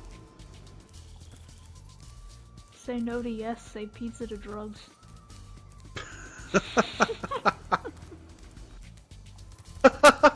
Okay. Hey kid, want some crack cocaine? Marinara sauce. Marinara sauce. Yes, pepperoni.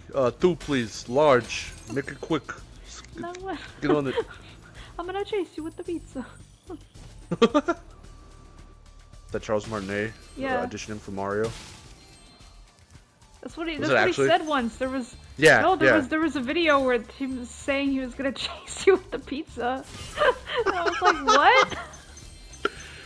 He was just rambling in his audition for Mario, and he's like, "Okay, we're gonna make a pizza pie. I'm gonna, you get the sauce, I get the cheese, and then I chase you with the pizza, and then you come and chase me with the sauce." And he was just like speaking nonsense. He was speaking nonsense, and then the guy was like, "Okay, stop. We've run out of tape. You're done." And he was like, "Oh, okay," because he was really nervous. Yeah. Which is astounding to hear that Charles Martinet was nervous at the fucking audition for Mario. Dude, everybody's nervous when they audition. Unless I mean, I know, but unless you think you're super cool and you can do everything. It's just so funny to think that even, no matter how like well known you are as a voice actor, that you can still get flustered and be like, "Oh my god, I better nail this role." I still like the fucking story behind how Kieran Michael Richardson got the role as Joker in The Batman. What's that story? Because I remember listening to the Talkin' Tunes podcast from Rob Paulson, and he like always has, every so often he'll bring like Jess Harnell on, or Billy West, or Kieran Michael Richardson, or a lot of the people that you know. And so it was him, Jess, and Kevin, and they were all talking, and Kevin was reminiscing on how he got the role as Joker, and it's not a very huge story. It's just the fact that like he was having a particularly bad day one day, and then he got a call from his agent saying like, "Oh hey, so I got wind of this like project that WB is working on, and it's this Batman kids show, and they want you to audition for Joker." And he's like, but that's Mark Hamill, he's Joker. Yeah. He's like, no, this is like a reboot of sorts. It's a completely new cast. They want you as Joker. They wanted to know if you audition. He goes, normally I would just turn it down because I was just, or not turn it down, but more so like because he was just having a really bad day that day or whatever. He was just very aggravated at stuff. But he goes, okay, well fine then. And he comes in, and he just put all the anger he had from the day into the audition. Yeah. And he nailed the part. That's awesome. This super freeze power up will chip.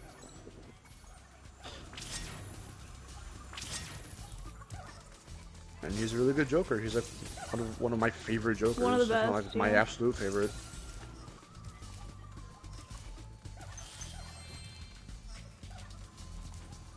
Which reminds me, we have to watch Batman again. Do you want to watch it tonight? Maybe. Because we haven't watched it in a while. I love that show so much. What's your favorite Spyro game? Favorite? Every time someone asks me my favorite, it's always hard for me to like say this is my favorite. But like, if I had to choose one that I love very, very, very much, and it's nostalgic to me, and I can replay it over again, yeah, for Aaron that would be Spyro 3. For me, that'd be Spyro 1. It's the one I started with. It's the one I grew up Spyro on. 1 is his favorite. If you really had to say, Jordan, you lied. You said you didn't have any more money. He gave you $5. Dang it, Jordan. He asked if you've ever tried Cheetos mac and cheese, bold and cheesy is delicious. I have not. I don't think I want to try that. I suppose you want an orb for doing that. Well, I'm afraid not. There's still one bell left. You can get to it by using the whirlwind behind me. No, that wasn't Mark Hamill. That was Kevin Michael Richardson. Who did that? But yeah. Oh shit. I actually don't know Mark Hamill's story for how he became Joker. I remember as a kid, I never watched Batman TAS, but like that blew me away. When I first really began to recognize that voice actors and actors in general, actors who are celebrity actors who can people. Well, no. I don't know why I said that. People, like actors, can do both live action and voice roles and just be completely different characters. My first, when I first caught wind of that, it was when I realized that Mark Hamill playing Luke Skywalker was Mark Hamill, who was the Joker. And I was like, that's the same guy?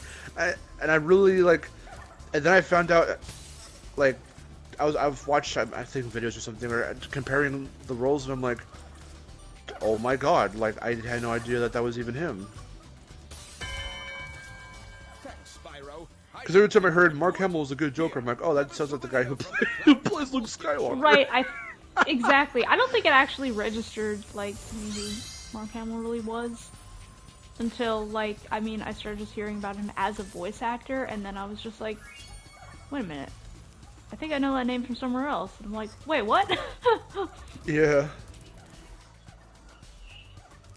Safe Gaming says Batman TAS was the first. What first introduced me to Batman? For me, that was, I think, the Batman on Kids WB.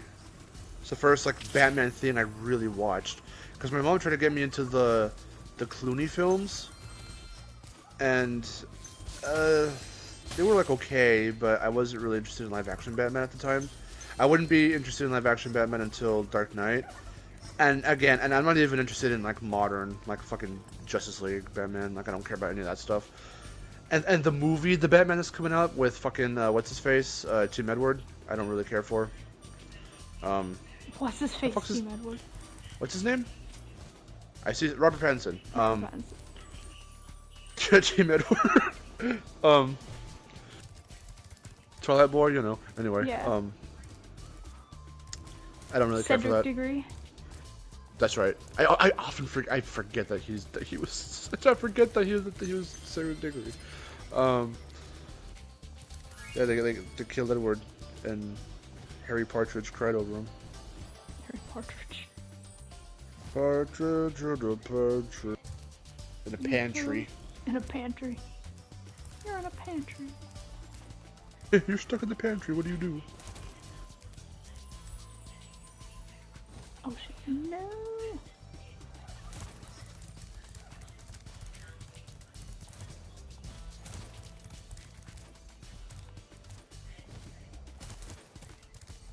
Don't get me wrong. TAS has a ton of good character designs. Like the more at the time. Series. That was the first one that I watched. I like the more at the time modern designs for the Batman.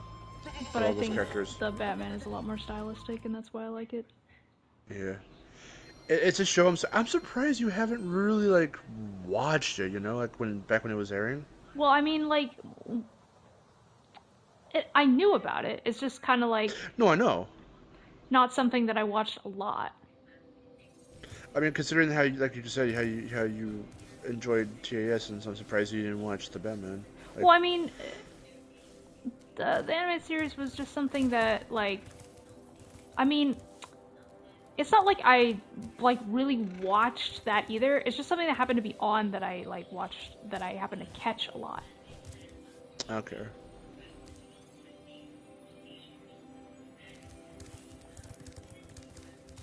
But I watched more of that than I did the Batman.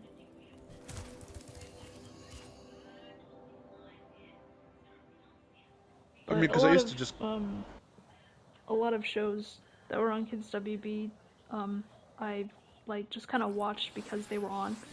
Like I watched some of, and then I'm just like, well, this is actually like a really good show. It's like Static Shock because I would just kind of catch that, but not actually watch it. And then when I decide to actually watch it, I'm like, this is S tier show. for me, yeah, a lot of stuff I would never really memorize the time slots, except for a few shows, which I'll get to. But like the ones like how I got into a lot of the shows that I love from Kids WB, I just would find while randomly watching it, and I'd be like, oh, cool. And then if it was a long-standing show, it would stay on until it was finished or until it eventually got canceled or something, and then I was like, okay. Like I saw Batman, I saw the Batman through to the end. I think I didn't catch it from the very beginning, but I remember the different seasons, and I do remember watching the show in its final episodes when it ended properly. It was not canceled, so it has a proper ending. Same thing with Yu-Gi-Oh! I never really caught Yu-Gi-Oh! All the way through. And I'm still on my journey to watching everything. I've got 12 episodes still left of season 5. I still need to watch all done. of season 5. I am almost done watching the entire show, finally. I never actually did finish it, but it's really hard to get through. There's some episodes that are good. Including, yeah. But I've watched everything of Yu-Gi-Oh! for the classic original show, including the Noah arc, including fucking... I think, you know what? I think, 3. like... Honestly, I think it's easier for me to watch season 3 than it is season 5. Including Capsule Monsters, I watched all of that. Capsule Monsters is weird. It's hilarious. It's very strange. It has nothing to do with anything. I have no idea why they made it. It's very weird in the sense that it's pretty much like... It's pretty much like the Japanese version of It Doesn't Exist.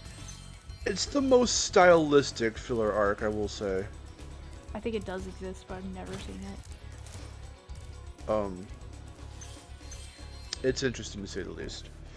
But I am very close to finishing the rest of the season. Because as a kid, I remember catching the tournament from season 5. So I remember watching the very beginning of the season when it was airing. And I don't think I caught Capsule Monsters, and then the Millennium World I don't think I watched either. Yeah. Too much of. It wasn't until I eventually learned or heard that the show was ending when I was like, I need to watch this again, and then I caught the last few episodes. So I watched as it ended, and I was like, oh my god. Yeah, I've seen the last episodes of season 5, and then I've seen some in between, and I've seen the entire championship arc, and and I think I have seen all of Capsule Monsters. I don't remember the end too well. The ending's fucking hilarious. That whole arc is fucking weird, but it's hilarious.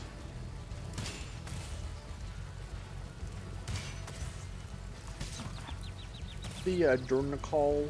I hope I said that right.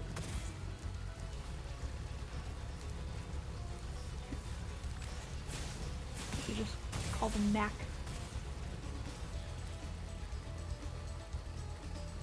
Hyper Foxtails says the best Joker in any of the Batman series was Cesar Romero in the 60s. Along with the mustache. White mustache Joker. Yeah, I remember they were like, they wanted him to shave his mustache, and he was like, I am super not shaving my mustache. So they said, okay, and they just painted over it. If you look real closely, you can see his mustache. Alright. It's really funny. Yeah, it's really funny to see how Joker is such a crazy character, not just in anything that you pinpoint out and examine from that, but just looking at the evolution of how many people have played him and the different portrayals from that just crazy gentleman-like look of him looking all fancy with a suit and shit, and then looking at the absolute madman they can make him with like the Batman or Dark Knight. Oh yeah, that was awesome. It's really good portrayals of him. Spyro. Take this doodad I done dug up yesterday. And then you get where the fuck you're supposed to be in in Suicide Squad. Yeah.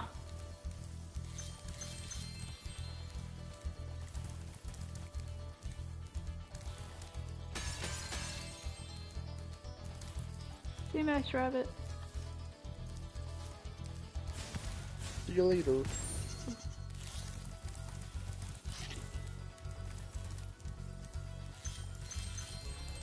Oh yeah, that's right. Riddler hasn't been in anything live action since for films since Batman Forever. He was in Gotham, but that was like a whole different thing. It's whatever. Oh no. Oh no. Gotham simultaneously gave us one of the best live action Jokers in a while, and then also the worst. One of the worst. I will stick to that. I didn't even watch the show. I just watched his arc through the show because there's a whole like 1 hour. Because like there's one that's like there's one Joker and there's one not Joker. Yeah, because it's an hour-long compilation of like all his scenes. It's like the best of Joker scenes, right? But it's essentially like every time he's on the fucking show. And yeah, the first Joker they had, which was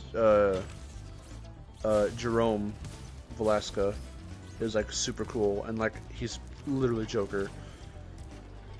And then they later introduced his brother Jeremiah, who is like just the worst piece of shit. I don't know why they. And he grows up to be like the actual Joker, and it's so stupid. That's dumb. Did I sent you that Yeah, you just told me about it. But yeah. Why would they like create a whole story around somebody like, oh yeah, they're gonna be the Joker, and then it turns out that somebody else is? Yeah, I don't know. It was like a bait and switch. It's so dumb. I hated that. Again, mind you, I haven't watched the show. I just wanted to see how they portrayed Joker, and it looked so cool with how they originally were doing him. And he just encapsulated, because everyone said that you could see Nicholson and you can see Ledger in his performance, and you definitely can. The faces he makes and just how he acts, how sporadic he is, he nails it. It's so good. And then nope, and it's cool too because they do the whole arc like in one of the comics where like they remove his face, and then later he staples it back on because he would do that. And then it heals over time throughout the show, and it just makes him look wicked and disgusting from the face, and it looks like Joker. It's insane the way they did it. And then no, it's just it's just his brother who is not crazy, is more methodical in his plans, and he blows shit up, but it's not Joker. That's like you've literally taken what made Jerome so cool, and you did the literal exact opposite with Jeremiah. I have no fucking clue why they did that. But he's got the makeup, and he's got the red lips, and he's got the green hair, I think, eventually. And it's like, well, who fucking cares, though? He's still not actually... He doesn't act like Joker. He doesn't encapsulate the feel of Joker. Stupid shows that I hate so much. There we go. I already picked it up.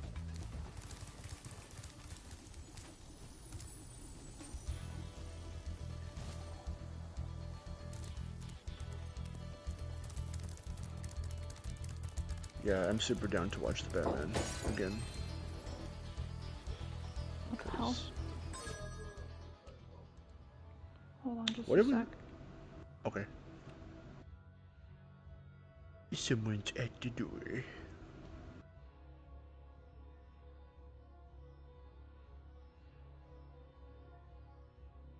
Oh. How are you fellers doing in the chat?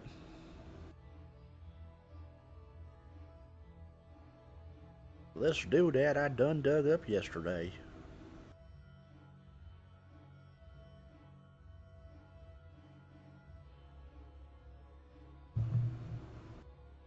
That's my rant on a show I haven't seen. I've only seen the first few. When we caught wind it was that Gotham was a thing that was happening, and then it premiered. I watched like the first like maybe 3 to 5 episodes of it. So, hi. Okay, I'm back. Welcome back.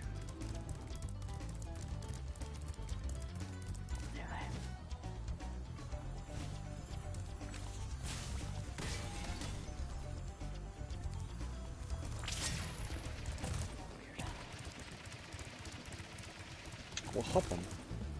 Oh, there's just like I don't know, there's like people at the door, but now they're not there. Okay. They were like, I'm here to sell you something, and you're like, no. I don't know, they're just like going around to different houses for some reason. He said, have you heard the good news? And you were like, no. No. No. I love that breath, just, no. It's oh, the really? best way to respond.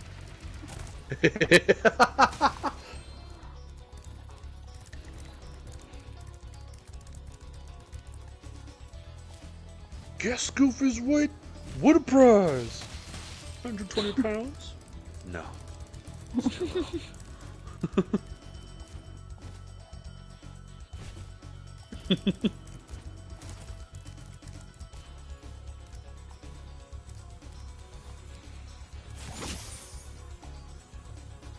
Talk to the farmer boy. He goes, Spyro, I got anal control. I'm a robot. How'd that work? I'm a robot. Like, how'd that work? How'd that work? No. Okay. See you later, dude. See you later, bro sauce.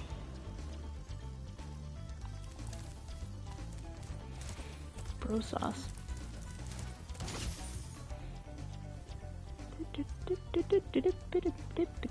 He says, take this bro sauce, and you say, no thank you. Take this bro sauce.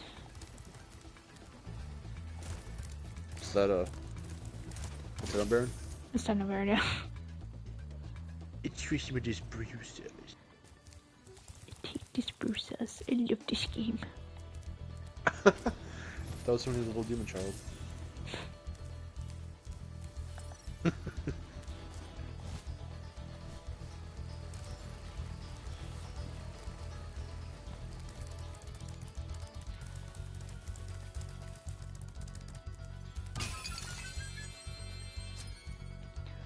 There we go. Done. 100% complete. Da-da-da-da. Da-da-da-da. I missed that. That was my favorite.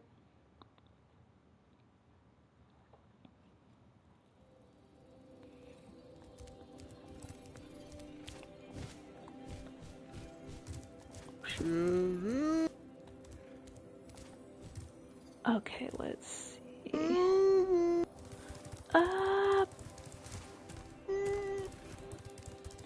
Alright, cool. Which Disney intro do you like better? The one with the real castle or the one with the blue screen? Where it goes... I like the classic blue screen one. Yeah. I still have really good memories of, I think it's Toy Story 2 had that one. I was, every time I popped in my Toy Story 2 VHS, I was like, I love this movie. I love this movie. Got to Jessie's little song, backstory song, she hated it. Because it always made her cry. I was like, it's so sad. Oh, I forgot to tell her.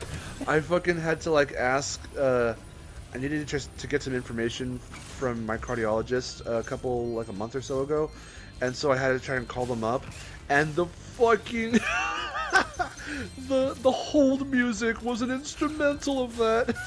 Oh my god. And I was like, I know this song, what the hell? And I re-listened to it, I'm like, oh my god, it's Jessie's song. That's... Wow, why would they have that? I don't know, it's That's like their whole depressing music. as shit. I was like, oh my god. It's just like, death is inevitable. No, not the hospital. Oh, that's sad.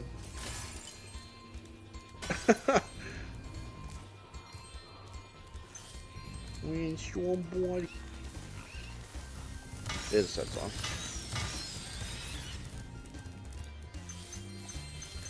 I haven't watched Toy Story 2 in a while. I haven't watched any of the 3 in a while. I'm just gonna have to have never existed. You haven't even seen it. I know. So I said I haven't seen any of the original 3 in a while. I know, but I'm saying you haven't even seen 4, so how could you act like it never existed if you haven't seen it? Because if I just left it at, I have to see the 3 again. People say, you know, there's a 4th one, right? Like, I know. I'm not gonna watch it. Which kind of doesn't exist.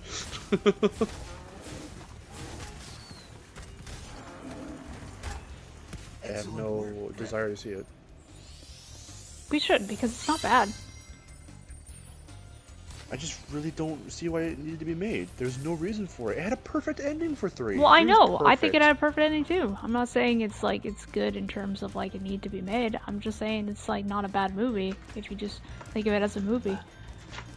Well, no, because didn't they try to end it right there and be like, they're going in their separate ways? They're like, I know what happened, kind of what happened, sort of, but like, wasn't that like their way to say goodbye to everyone from the last time? I said, no, fucking 3 did that already. Well, yeah, because like, the only things I don't like about it are like the implications that it has. Because like it should have been a time skip. It happens like not long after 3, doesn't it? Yeah, there should have been a time skip, definitely. And then it could have worked, but then, because, I mean, I guess the whole thing was just like, well, this is the end, like, the other was the end of Andy's story, now it's the end of Woody's story. It's just like, but their stories were kind of connected. Too. Yeah, exactly. So it, like, doesn't make any sense. That's what turns me off. That's why I don't want to see it, because it acts like that should be the ending, and I don't want to watch a movie that is somewhat trying to undo what it just did, and it's like, no, why am I gonna invest money into that? I don't want to. If you want me to watch it, you're gonna have to show it to me without me having to like I'm not gonna buy the movie, I'm not gonna watch it on a service. No, we'll have to like watch it if you show it to me, but I have no desire to check it out myself. It's been that way since I found out it was a thing. Because they did shorts after 3. They were mainly like seasonal holiday shorts and whatnot, but they could have just made like a long TV movie, like 50 minutes long, about something like that. Yeah. Spyro. Like they didn't have to make a full fucking 4th. Well, the shorts were good be because like, it kind of all made sense. Like, oh, this is what happens after 3. It's like, all right, that makes sense. But it's just some of the implications that that 4 has with like specifically the way it implies that, like, you know, Bonnie just forgot about Woody. Like that is the worst part of it. Don't want to see it. That is the worst part of it, because it's just like, dude, it took a lot for Andy to leave him with her, and she's just gonna forget about him. Like, you little horrible child, like, why? I was gonna say, you horrible bitch. I wanted to. Just do it, who cares? She's fictional. She can't hear you. No, my mom's here. Oh. I'm in your headphones, right? Yeah. Okay. Because I remember what happened last time, the Hat in Time fiasco. But I don't know. It's also too because Toy Story was just that impactful on me. The fact that we didn't even know, like 1 came out and we were like, okay, it's a good movie. It freaked me out as a kid because I didn't like Sid, but it's like whatever. Yeah. And then 2 came out and it's my absolute favorite and I love it. And I still watch it. I haven't watched it in a while, like I said, but I'll still watch it to this day. Like, just, it's so good. 3 is my favorite. I had no clue they were even intending to make a 3 because it'd been so long. Like, Toy Story 2 came out only like a couple of years, like 4 or 5 years after the first movie. So I was like, oh, okay. And we watched it. And I had no, at that point as a kid, it was barely like, what, 2000 or 2001? So I had no real concept of, like, again, catching up when something was announced to be happening. I had no concept of that. So if it just happened, it was like, oh, shit, sweet. But by the time Toy Story 3 came out, that was like, what, fucking 2011 or 2012 or some shit? So I was like, oh, they're making a third one. All right. I think. Okay. It was 2010. I remember because that's, it came out, like, it was interesting the time it came out because I was also going to college. Yeah. So it probably hit you more than it hit me because I was still in high school. But I was like, oh my god! And they said yeah, so we were aging Andy up, and he's going to be. And I'm like, whoa, what? And which is why I find it so funny that like you were talking about it like it's like, but it was so impactful to me. Like I was in his age and blah blah blah, and I was like, dude, I was literally the same age. Like when 3 came out, like I was going to college too. Like that hit me even more, and yet I was okay with Toy Story 4. Well, because again, it ends on such a good. It does, and it wraps everything up and perfectly. I know. So why would they go ahead and try to be like, no, this is how it ends? Like, fuck that, no. Well, like no, I'm not saying that I agree with it, but it's not like a bad movie. That turned me off. I don't care. That turned me off. I'm not going to want to subscribe to the idea that it could be this hilarious slapstick adventure, but how you said, the implications are there, and I don't want to watch a movie that's going to try and imply that, number one, she's going to forget him, which I didn't even know until you just told me that, and number two, that this is how it ends. Like, no, fuck that, no. That's just how I feel about it, like... Dun, dun, dun.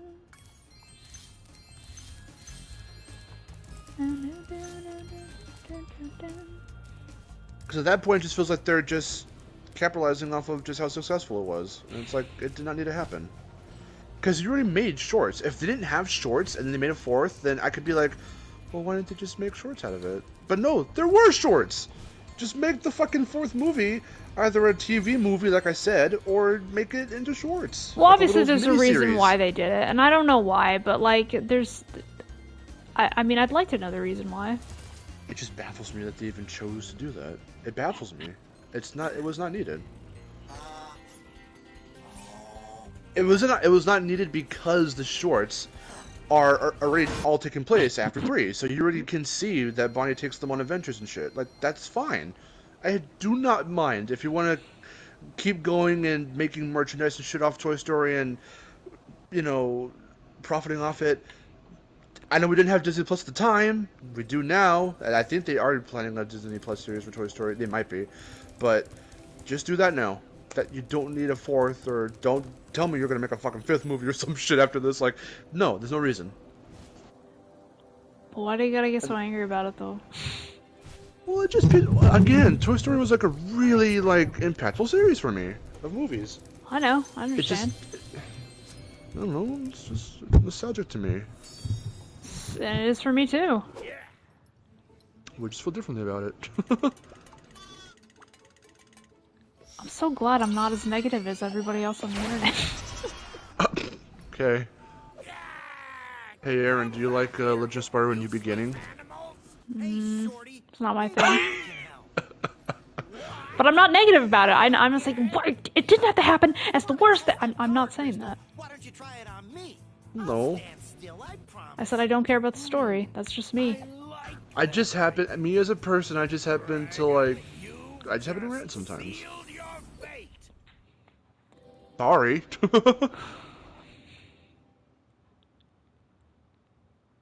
Huh. Was Spyro meant to have a spring world? No. Could just learn to be calm. Calm down. I'm perfectly calm, man. I'm super cool. I'm super chill, man. Spyro, we want to help you fight Ripto. Soon you'll have powers that nobody's ever seen, even though it's only one power. Yeah, Sid. Look, people feel the same way. I haven't seen 4 and I don't plan to due to the film. That's fine. If you're just like, well, I don't want to see it. But I have an explanation. That's all I was just trying to do. Well, yeah, but your explanation is just like you being butthurt about it. Okay.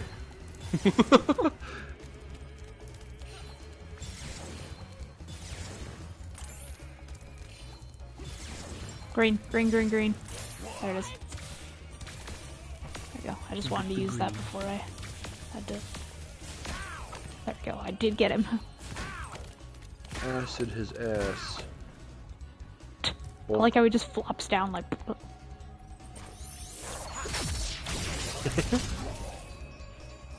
Jordan, we're gonna defeat him. We're gonna defeat him. We're gonna do it. his size, he has a bit of a Bowser effect here because, like, he doesn't look that big in the cutscene compared to like Allura and Hunter, especially the Professor, who's also equally as short as him. But then here, he's like fucking massive. His head's like the size of you. He's like oddly bigger in this fight. Yeah.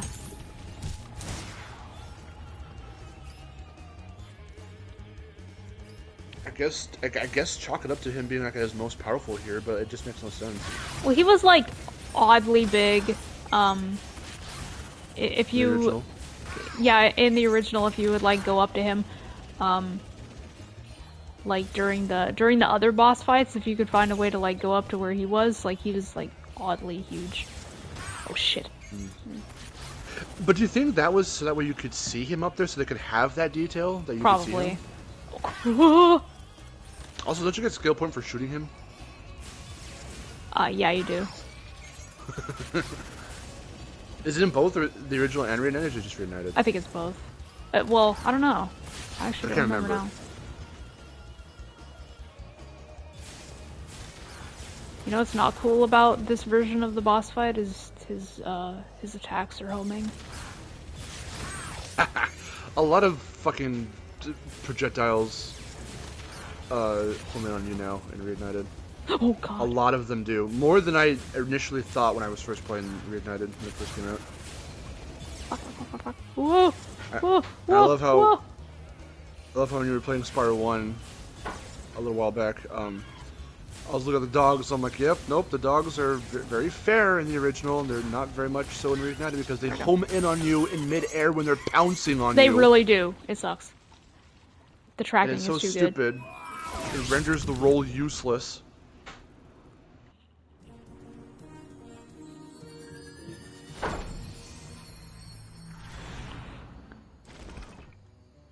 That's it, guys. That's 100%. 100%. No, wait, it's not 100%. I didn't do Canyon Speedway yet. I lost my shit when we were rewatching Avatar, and I was like, oh my god, that's the whistle from fucking Spyro! Right. I suppose you have to go now? I just had this like sense remember of like, when we what the fuck? Remember when we were playing my Shaolin Showdown game and we heard the Spyro music? Yeah, what was it? It was that. Yeah, it was like Skelos Badlands music. Yeah. I was like, what the hell? I'm like, do you hear that? You're like, what? I'm like, that's from fucking Spyro. That's Skelos Badlands. You're like, oh shit, it is. I love picking out things like that so much. Bringing back full circle to when Kari showed us the Good Burger stuff earlier. I know. Oh, it's so good. I love that. I love music. I'm not a musician, but I love music. I love music. I do. I love sampling, when people composers sample like a character's theme into another theme, or something like that, like callbacks in the music. I love that shit. I fucking thrive off that shit. I especially like it when they did it for Engine. Crash 4.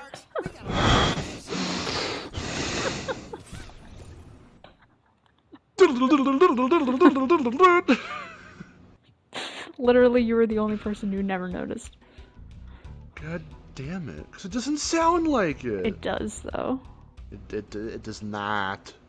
It does not. It does. It does not.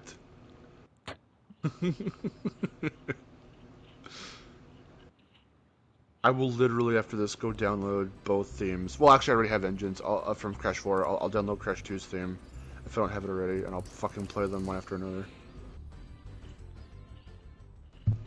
There are times where the notes in his theme are sporadic, but it's enough to make out an actual melody. Not so in Crash 4. Well, I think the key is different. But still, to me, it literally just sounds like notes for the sake of notes. It's and not, it's like, yep, that's Engine's theme. That's what it sounds like. Well, it's really not. Okay. And if you were a true Engine fan, you know. True Engine fan. If you were a true fan, you called him the boy. If you were a true fan of the boy, you would know.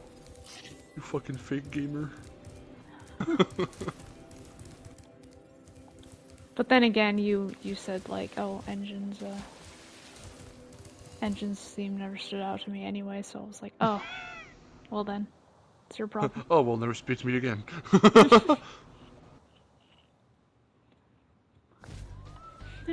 I like him as a character. He was very, like, threatening as a character in the early Crash games. His boss fights were fucking long and, like, they were too the long. most complex. Not like the boss fight in Warped, though. I hate that one most of all. That one was very long, and it's just like, oh my god. Please don't kill me. I have to start the whole fucking thing over again. Just imagine you're on one more little thing of his second form you have to destroy, and then he fucking murders you, and you have to fucking fight over again. That's the worst part, is when bosses have like multiple phases, and you have to start the whole thing over when you're already at the last phase. That's why Crash 4 is a godsend, because it just restarts you at your current phase. Thank God.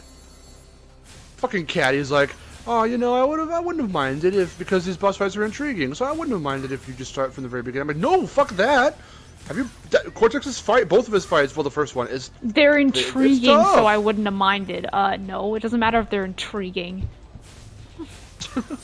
If they put you through fucking hell, you're not gonna want to, and you're stuck on it, then you're not gonna want to fucking do it from the very beginning, over and over and over again. So thank God that they actually mercied us on that.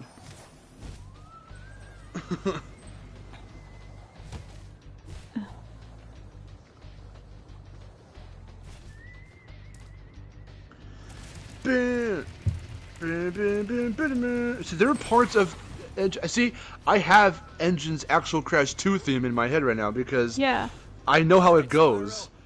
But that part that people keep saying is what's sampling the theme, I'm like, no, I don't hear it.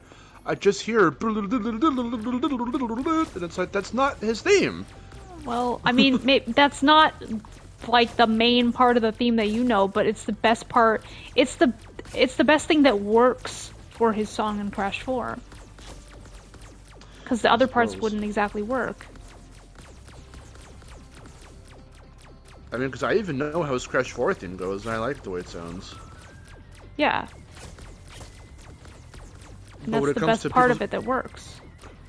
But when it comes to people in the comments of the songs on YouTube, like with Abdul's or whatever, going like, at such and such timestamp, that's Engine's theme from Crash 2, I'm like, I actually don't hear it. Like, yeah, well... I don't hear it. But I hear Brio's perfectly well. Cortex's is fucking everywhere. Both his 1 and 3 themes. Like, I hear those blatantly. Also because they do use the exact same instruments. They use that guitar.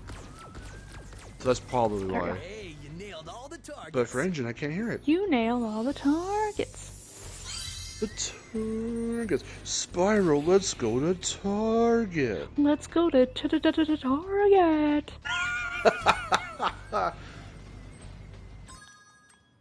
You hit all of the targets. You can't remember a single song from Crash 4? Listen to the soundtrack more, that's all I have to say. If you don't like the soundtrack, then that's your loss.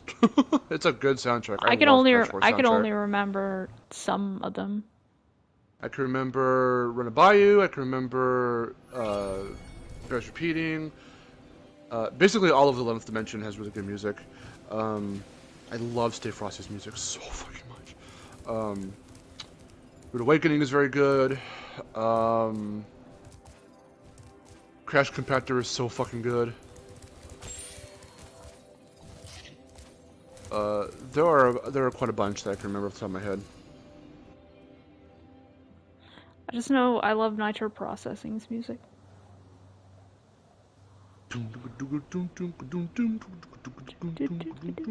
I love it. Yeah, it's really good. Well done, Spyro. Step right into Dragon Shores. I fucking have. I for sure have. Toxic Tunnel's music in my fucking head because how many times did I replay that damn level? I had to do that too, but I still don't have it in my head. Pew, pew. Yeah. Because it's not much of a melody. It just kind of is a little plinky plonky song. I think a lot of them are kind of plinky plonky. It's because they don't follow the some don't follow the traditional Crash like structure in terms of like how Josh Mansell. Walter Mayer did try to take a note out of or page out of There's songs I Josh can't Mantel's hum book. to. Yeah, that's the kind of the problem that I have too. With Spyro music, I feel like I can hum all of it. I never felt like that with Crash's music. Except for some of them. Crash has plenty, especially in the OG. I mean, why do you think they sample OG so much in Yeah. Crash 4? Because they have very memorable songs. Oh man, I'm with the shaman. As Oh, promised, here's your she's beautiful on girl. She's so cute. What if Laura just showed up? In a T-pose. In a T-pose. Hiya, Spyro. Hey, Spyro, you wanna step right up and look at my Fuck gloves? Penis. Oh. Okay, well. Hey, Spyro, do you wanna come check out my anal contusions? No. Let's talk about that instead, shall we? We told them shove it up your ass. Your ass.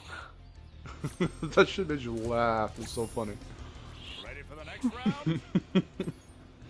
Okay, I'll set the.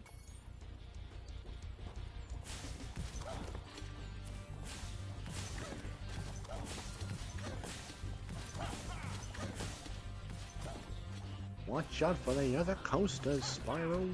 They'll fuck you up royally. There are if you're also not careful. babies on the tracks and other coasters going the opposite way. We told them it was dangerous, but they didn't listen. You said shove it up your ass. We were forced to do it. Don't blame us. We were forced to shove it up their ass. It was non-consent. This is getting weird. This is getting real weird. It wasn't me. I just work here. Spyro, this has become strange.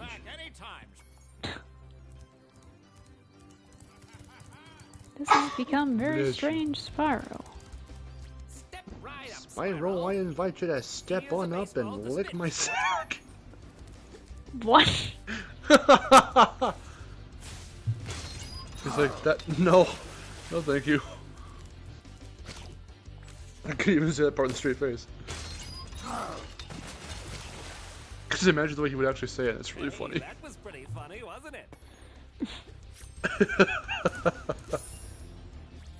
Spyro, please. Oh no.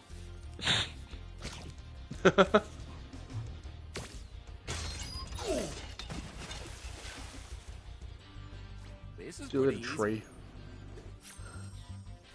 Dunk these motherfuckers in the water. What they don't know is we filled it with piranha. They're all dead. And it's your fault. What? You killed them. What? You're a murderer, Spyro, and now the law is after you. Why is he starting to turn into fucking Inspector Gadget? It's your fault, and now the law is after you. He does sound like that. The law is after you. Go Gadget, I'm not real. That's the one that makes me laugh the most. Brown bricks and moin crap. Moin crap. He says moin crap. Moin. Moin. M-O-I-N-E. Moin crap.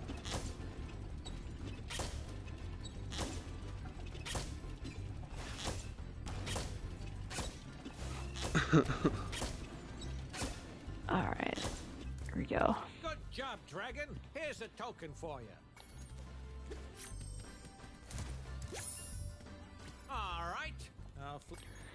Alright. I'll flip the switch and you can do your shit. Do the shit.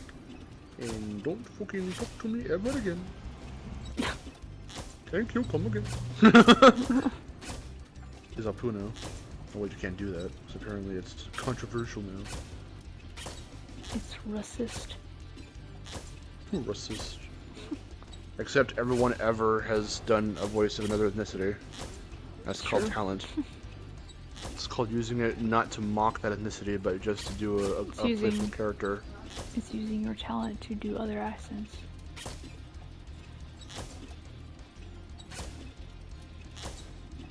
But no, being an actor is bad. Doing an accent is racist, apparently. Being an actor is bad. Gotta be yourself, can't be someone else. You know what I want to do as a counter argument to every motherfucker that goes, when Americans do shit when they parody, it's racist. I want to see like some Indian fucking like Bollywood ass shit, making fun, like straight up unapologetically making fun of Americans. I want that, so I can be like, no, fuck you, because they do the same shit. So you're automatically invalid. Like, other countries can also make fun of Americans. Everybody makes fun of everybody. That's what. Exactly. That's the best thing about everything, is you're allowed to make fun of people.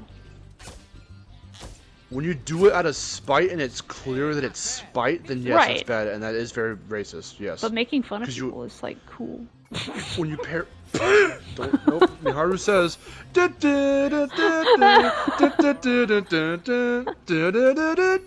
Hey kids, Miharu the Fox here, telling you that making fun of people is fun and cool.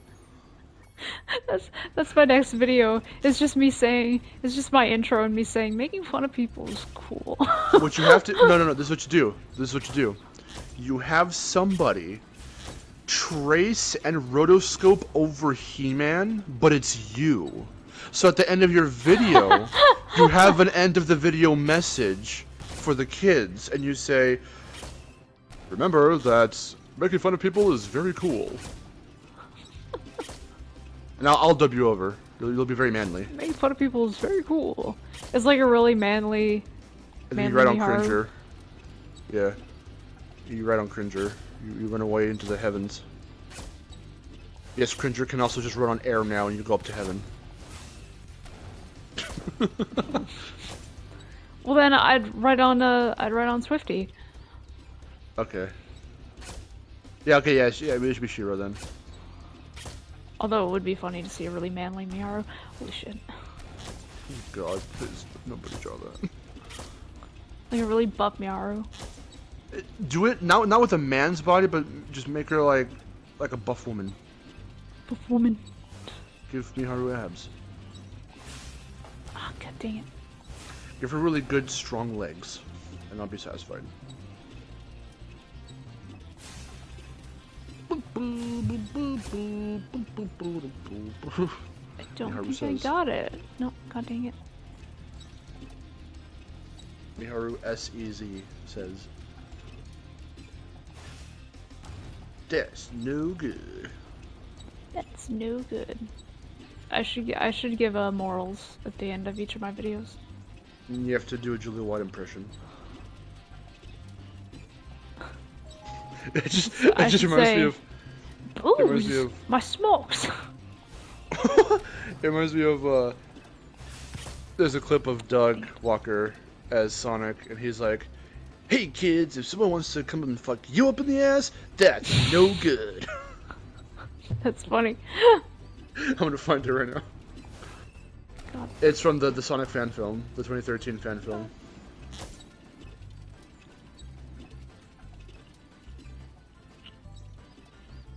It's really funny. Doug Walker as Dr. Robotnik? That's no good. Oh. Because I guess since they had Doug on the set, they were like, okay, well let's just do a little behind the scenes stupid bullshit funny thing with him, and then they wanted him to play the role of Eggman. Not seriously, but it's just for it's like a little community video that they made, and they have him dressed all sloppily as Eggman, and he can't do it right. He keeps fucking up. So he looks like he's like, well, what does Sonic look like? Let me just have a reference, like a model of him, and they give him a little figurine. He looks at Sonic and he goes, I want to be this guy, and then just cuts, and he's like in this really bad, crazy looking, silly like Sonic costume. I want to be this guy. Oh crap! Yeah, I didn't want to do it again. I didn't want to do it again. No. Here it is, right here. Ready? Yeah. Like a concept of. I mean, can I see this thing? Can I see what this stupid thing looks like? They give him a little figurine of Sonic. Do I have a reference model? I want to be this guy. Hey, kids, if a stranger comes up to you and wants to fuck you in the ass, that's no good. Oh my god. That's no good. Anyway. shit.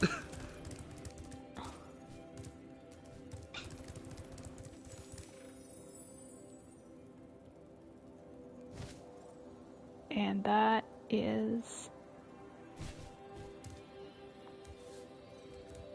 done. Dunzo. 100% complete. 100%. 100%. Time 4 hours, 29 minutes. 4.5 hours. You getting fast, girl.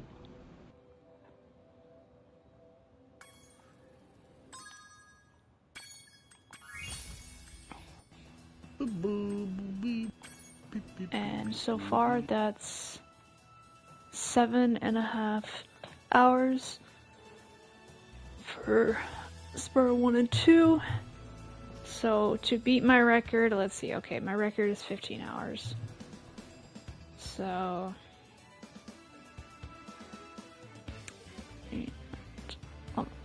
14, 15. So I'd have to beat it in 7 hours or less. When Mel said I support the flossing, did she say that word for word? Because I can hear her saying that word for word. Yes, she did. I gotta get to that part. That's fucking funny. That's exactly when I said yeah, okay, and that'll be the title of this episode. Wait. See ya, Jordan, and safe gaming. Alright, see everybody. That's gonna do it for the stream. I am done. Glad I was able to finish it. Whew. Yeah, thank you all so much for joining and donating, Jordan. Jeez. You're already a member, Jordan. You don't have to donate so much. No. I didn't give you my $100. That's fine. Don't do it. I'll do it next time. And yeah, as always, if you are new, don't forget to subscribe for more casual gaming content and join my Discord. There's a link in the description below. And I will see you next time. Until then, this is Miharu signing off. Bye.